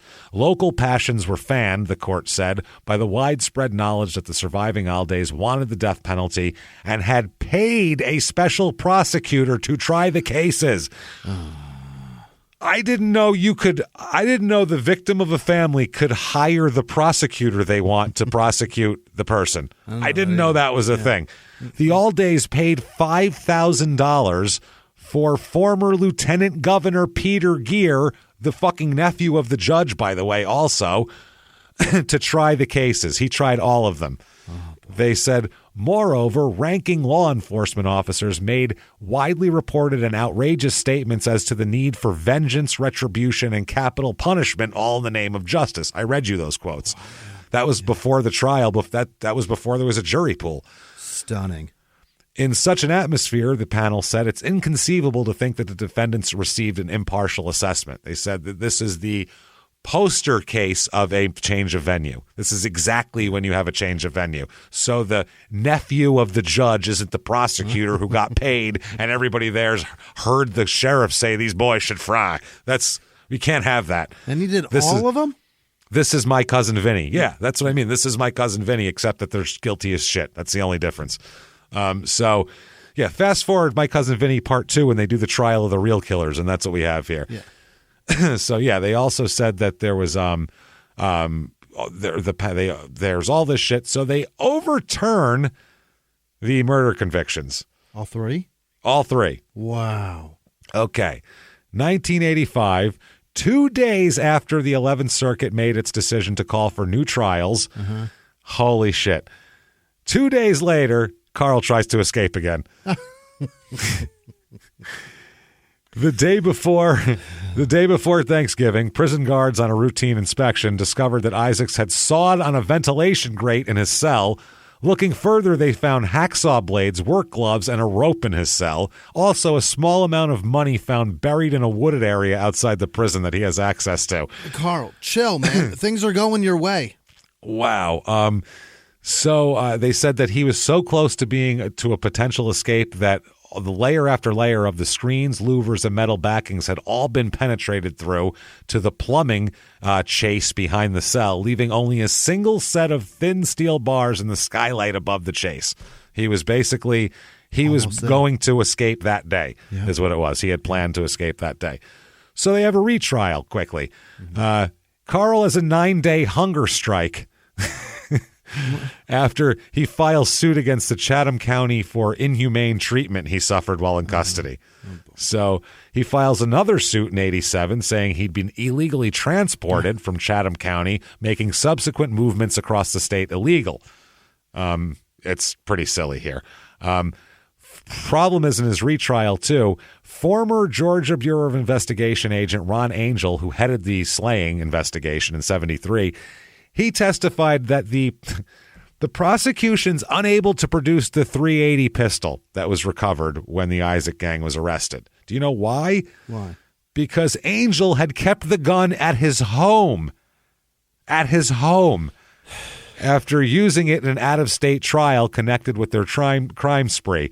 The gun was then stolen from his home when it was burglarized years later, and he still had the evidence there.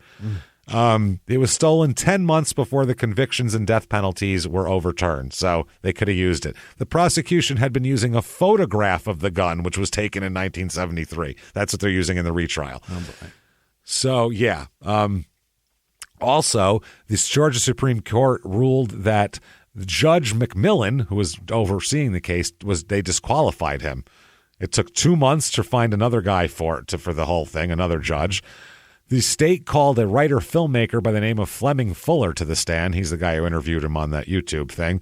And he said that, Isaacs told him everything on film. Basically said, here's him confessing on film. So him bragging afterwards, trying to be cool and get girls to send him letters, looking like he's not scared to die, ended up fucking him in this retrial here. During this, Jesus Christ, he got the sequence of on camera. He seems monotone. He got the sequence of shootings incorrect. He mentioned that while leaving Aubrey all day in the bedroom to take Billy's gun from him, Aubrey managed to get a hold of a 12-gauge shotgun that had been standing in the corner, and only by sheer bad luck for Aubrey and Carl managed to shoot him first. He also blamed Mary for her own death by claiming that he told her if she gave them no hassle, it would save her life. Yeah, they would have killed everyone else and not her. The verdict comes in here, obviously. 6 counts and all that shit. 2 hours of deliberation. They find him guilty of all the murders again. Yeah. Penalty phase, though. They argue for the death penalty, citing the heinous nature of the crime, prison escapes, boastful accounts. He's such a fucking asshole. He deserves it, yeah.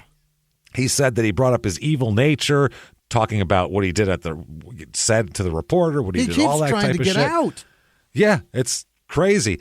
Isaac's attorney, though, said they call one witness for the sentencing, and that is a woman he's been corresponding with since 74. She's testified that Isaacs addresses her as mom. They talk about the Bible and participate in Bible study courses together. According to her, in 1979, Isaacs had been baptized in her church and later graduated from the Baptist Christian College in Louisiana, where he had taken correspondence courses and received a Master of Bible Theology from the International Bible Institute. Yeah. She was convinced that Carl was the kind of person who could reach out and help anyone, just anyone. In closing, they said that they tried to bring some psychological thing around where Carl is mad at his mother for abandoning him and all this other kind of shit. So they try to tie that. They try to say like he was really attacking his mother, not Mary. In the closings, they claim that the rape of Mary had not really been a rape, really, but actually a way for Carl to assault his own mother, who he hated. I don't care who you thought it was. I don't care if you thought it was Bugs Bunny. You're going to fuck you. You raped and killed this lady. I don't give a fuck who you think it was. That's wild. So they deliberate for an hour and 52 minutes on the sentence, so a little longer, and they come back, you, sir, may fuck off. Death penalty again, cocksucker. Good. All right. Wayne Coleman's next. By the time the second trial comes around, he's only 41, but he's already has white hair and lost all his teeth. What? His body looks emaciated. He looks like they pulled him out of a hole that he's been in for 5 years. Fascinating. His attorney blamed Carl, called him a killer, a manipulator, all this type of shit. He also called 2 clinical psychologists to the stand, one to testify to Carl Isaac's psychological makeup, saying how manipulative he was. Yeah. This goes to... the case goes to jury. The jury has a nice hamburger dinner and then finds him guilty of 6 counts of murder. That's fun. Sentencing starts the next day. Carl, though, here, this took a while to deliberate. One juror, a 22-year-old woman, stated that she would not vote for the death sentence. So deliberations continued, though. They had arguments, 6 days of deliberating and fighting with each other. 35 hours of deliberation. Finally, the jury forewoman sent a word to the judge that there was a deadlock and they're unable to agree on a sentence. So the judge is forced to declare a mistrial. And under Georgia law, this meant that he would receive a life sentence. You, sir, may fuck off. Life in jail. Eligible for parole in 15 years, by the way. That's kind of a cool law. Because they couldn't figure it out. Dungy here, he was the last in line. They decreed, I'll read from the court document here, was in line for retrial, but in 1988, the Georgia General Assembly had decreed that mentally retarded individuals could not be executed in Georgia. It took till 1988 to figure that out. Fascinating. Dungy, who had repeatedly been given IQ tests and never scored higher than a 68, met the requirements as the state judged people whose IQs were lower than 70 to be mentally retarded. And so on July 14th, 1988, George pleaded guilty by reason of mental retardation to 6 counts of murder. That's an official plea. I'm guilty because I'm retarded, you can say that. That's a fascinating choice. And he is sentenced to, you, sir, may fuck off 6 consecutive life sentences. Doesn't help any. No, that doesn't help any at all. Not at all. Now, their family is pissed off, obviously, the All-Day family. Bud says, quote, I could pull the switch on all of them and not miss a wink.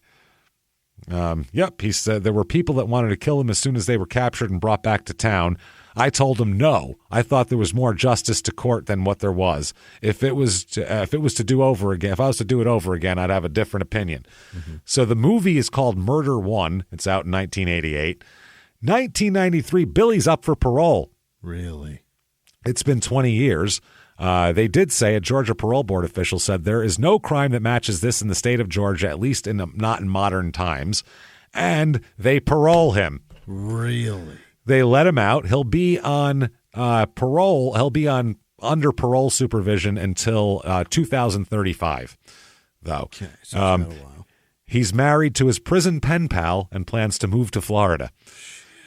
1998, Ernestine dies, Ned's wife. Poor woman, Jesus Christ. May 6, 2003 is execution day for Carl. Everybody else is dead. Also, the judge who sentenced him is dead. Seminole County Sheriff who helped investigate's dead. The first deputy who arrived is dead. The original prosecutor's dead. Wow. Half the original jury is dead. Everybody's dead. It's been 30 years. Unbelievable. They said, but there's Carl. He's not dead. He does have some really aggressive bladder cancer, though. Really? People don't think they're going to execute him, though. Here is a local resident, 55-year-old J.L. Stevens. More fucking initials. Still doing it 30 years later. He said, when I read the obituary, I'll believe it. I won't believe it before then. The sentences should have been carried out long ago. It's hard to believe in justice when it's like that. He said, here's a guy named Randy American, which sounds more like a title. He's a Randy American. Randy American is his name. That's amazing. Sounds like a guy with one name and also the American. His credit in the movie. Randy, was the American. He's the American.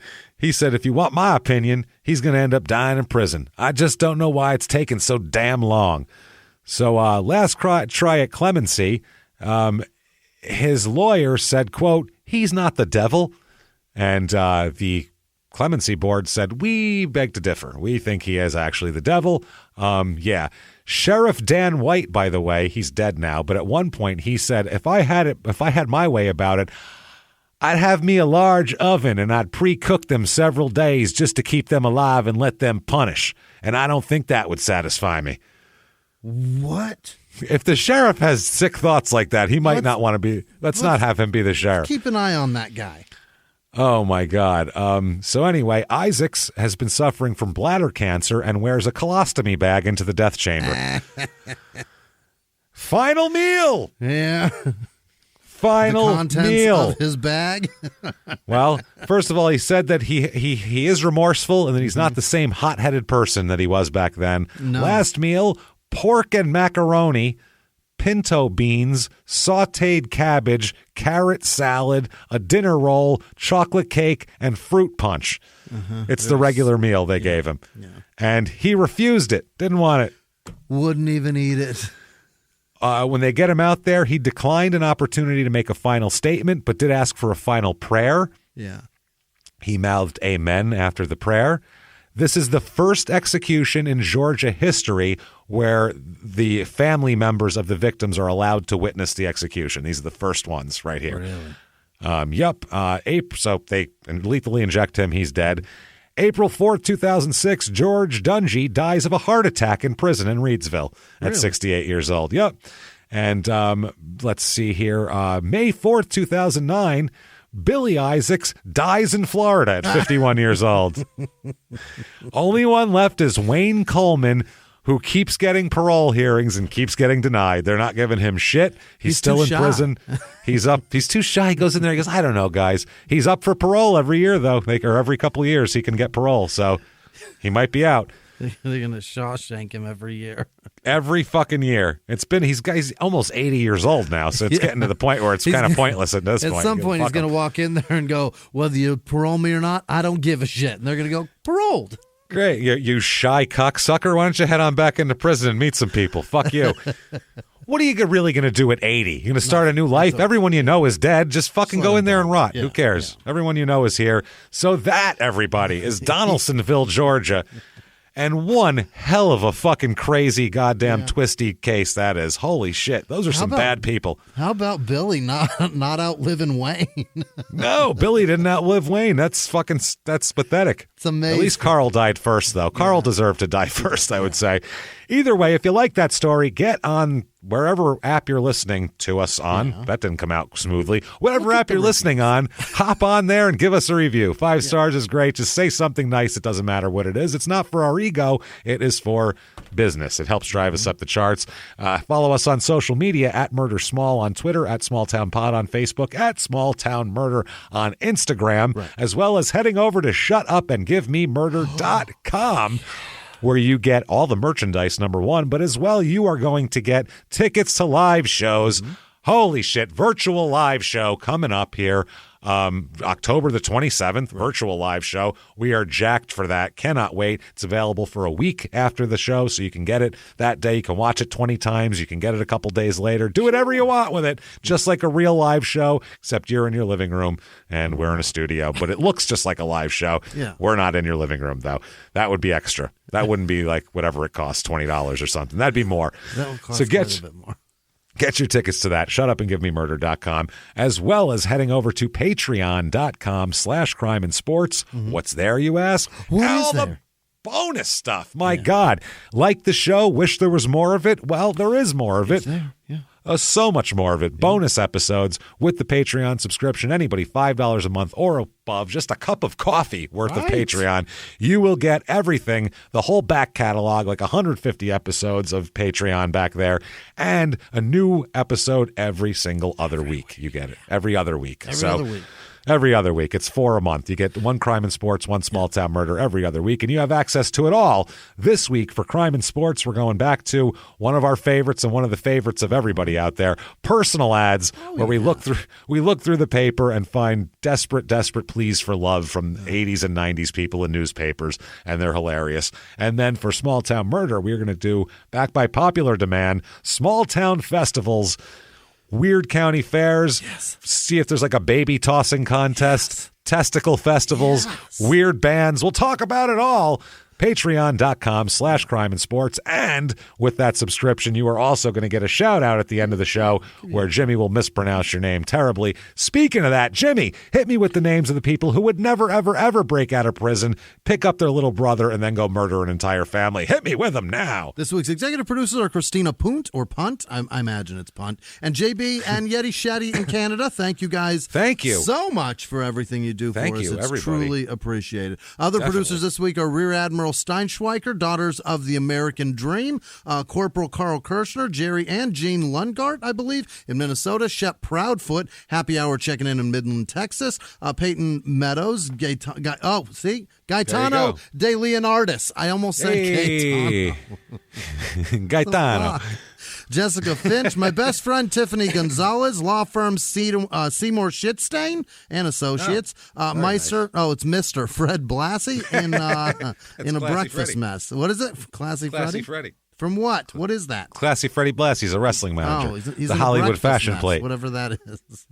A what? A breakfast mess? Yeah, I don't know. Is that a military thing? Gary Friedman is the most fun person ever. I like it. I'll try to figure it out He gives me so tonight. many references that I have no fucking idea what they are. Karen Vanden Hendy, I think. She's given it to us both ways, James. I believe so. Oh. Well, thank you. That sounded filthy after this episode. But Frank, the South African birdwasher. Gaza's limo driver who hated Ricky. Judge Chamberlain Haller. Janice Hill. Megan and James Kokich. Ralph Cramden, obviously. Reverend Myron Weinberg. Adam Looking for the Pipe Wyatt. Kyle Matthews. Smith. Michelle Ryer. Leanne with no last name. Louisa Todd. Leah Miller. Jessica with no last name. Victoria Moss. Cammie with no last name. Dan Glissack. Alexandra with no last name. Brittany Page. Rachel Krempa. Han Coat, maybe. Katie Orth. That's a weird one. All right. Queen of Pop. Tara Cobb. I think that's Tara. Kathleen Isbell. Paige Cameron. Allison with no last name. Amber Laguio, I think. Chris Zobel. Nice. Quinn Persenton. Philip Milligan. Alicia with no last name. Tabby Schmidt. Chris with no last name. Paula DeMann. Kara Kropp. Janae Baggett. Baggett. I don't want bag it up. Let's go. You know what I mean. Ellen Mollet. B with no last name. Moley? I don't know. Matt Lewis. Sherry Riddle. Fallon Caldwell. J with no last name. Stroke. Oh boy, what does this say? Stroke him. Okay, it's probably gross. Stroke. I Moynin. Stroke a Moynin. I don't. It's probably I don't know. Gross. Stroke him if you got him, everybody. There it is. Connie Colias. John Nosebush. That can't be right. That's awesome. Lena Osborne. Anna Signor. Tyvon Sands. Tyvon. Oh, it's probably Tyvon Sands. Cicely Gouge, I think. Michael Watts. Cam Ferguson. John Shea. Kathy Wilkerson. Charisse Muchler. Thomas Kelvey. Ricardo Ortiz, Jennifer Guthrie, Enzo Puccio, Annie Jankowski, Taylor Nolan, Cheyenne Martin, Alejandro Morales, Mary Sullivan, Whiskey Corrale, Amy Angelo, yes, Abby Secret, Sauce Puya. I don't know. Paper Cut, Serial Killer, Brett Carpenter, Jalen Robinson, Eleanor with no last name, Tracy Hill, Jennifer Murphy, Chelsea with no last name, Hannah Heather, Coverstone, Audrey Stanley, Danny Sofa, Katie Pridgeon, John with no last name, Jonathan Benison, Thomas Lapira, David Hadley, Serena Witzke, Pat Mawini. That's not real. That's fake as fuck. I know what Mawini means, you son of a bitch. Ryan McCluskey, Amy Simpson, Chris Gagosian. Emily Beardsley, Susan Rosenberg, Joanna with no last name, Olivia with no last name, Melissa Howell, Raven, what? Yeah, I'm sure that's what it was. That's right. Joseph Smith, Alicia Rodriguez, Lauren Ray, Aaron Welch, Pamela Vissalios.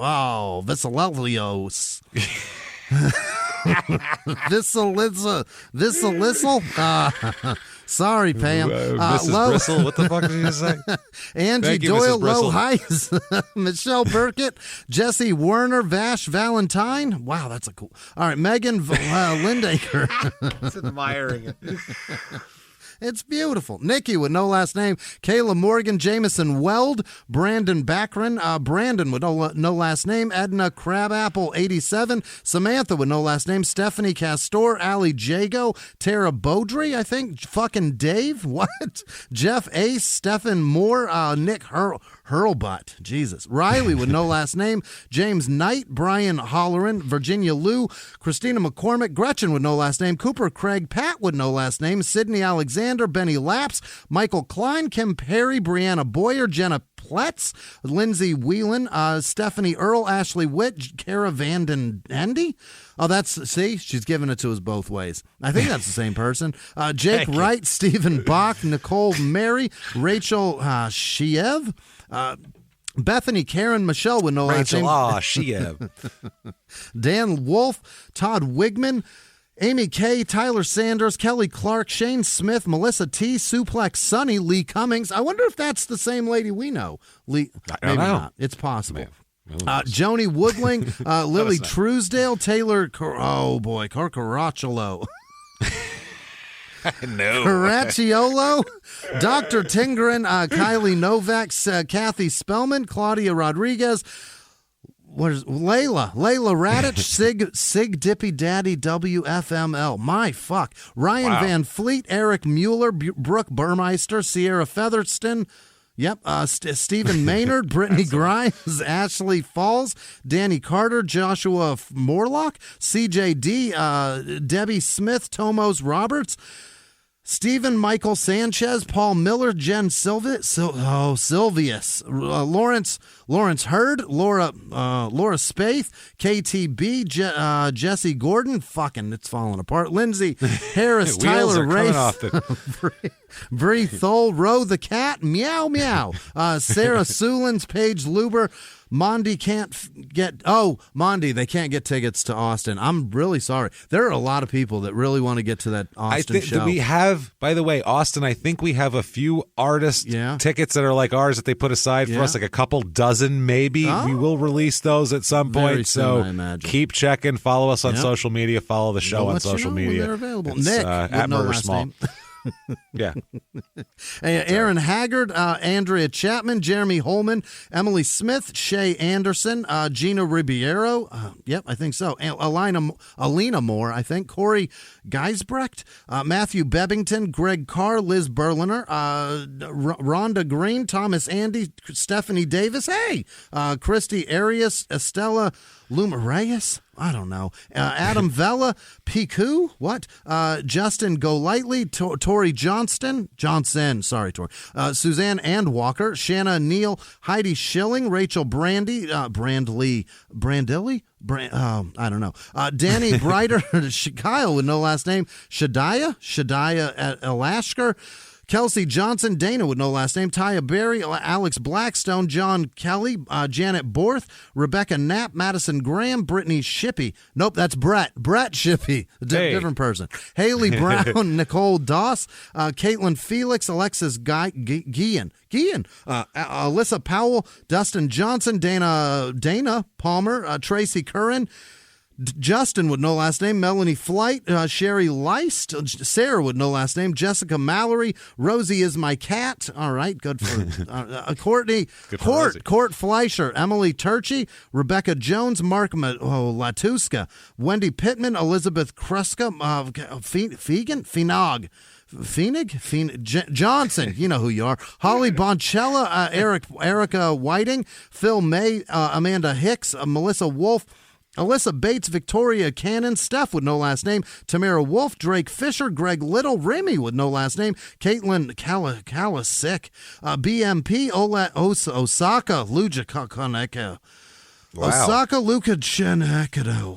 You got that? I'm never going to get that. Quinn Carson, Jill with no last name, Georgie Lynn, Aaron Lurskin, Jenna Klein, Victoria Curry, Mia Nyman, Donna Exley, Davis Coliosos, Pam Lassard, Celeste with no last name, Lauren Haar, Kenneth, what is this? Clyburn, Brendan with no last name, Melissa with no last name, Morgan Burke, Isaac Messmer, David Countermine, Joseph Bailey, and all of our patrons. You guys are phenomenal. Thank you. Thank you so much, everybody, for all that you do for us. We do appreciate it more than you could ever know. If you want to follow us on social media, very easy to do that. We are, just go to shutupandgivememurder.com. There's links to everything, or Google Small Town Murder Podcast Hosts. We're the only two. I promise you we'll pop up. Until then, keep coming back. Keep seeing us. We will have more terrible murder. Listen to Express on Fridays. Yeah. Listen to the remaining What's Left of Crime and Sports on Tuesday. And we have a new show coming out in the new year that we'll tell you all about soon. We cannot wait. But until then, everybody, until next week, I should say, it's been our pleasure. Bye.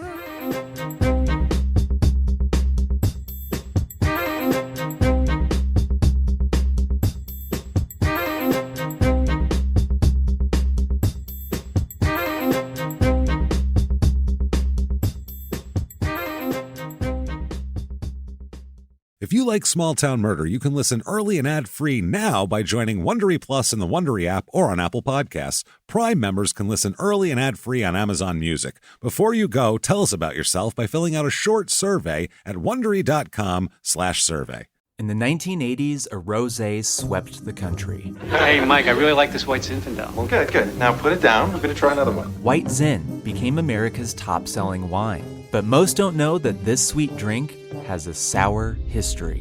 What began in 1986 with counterfeit bottles, a big fraud, a multi-million-dollar fraud, sent investigators chasing one of the most powerful families in the business, the Licciardis. But the closer the feds got to them, the more dangerous things became. It's a story of deceit. At the time, I was paranoid.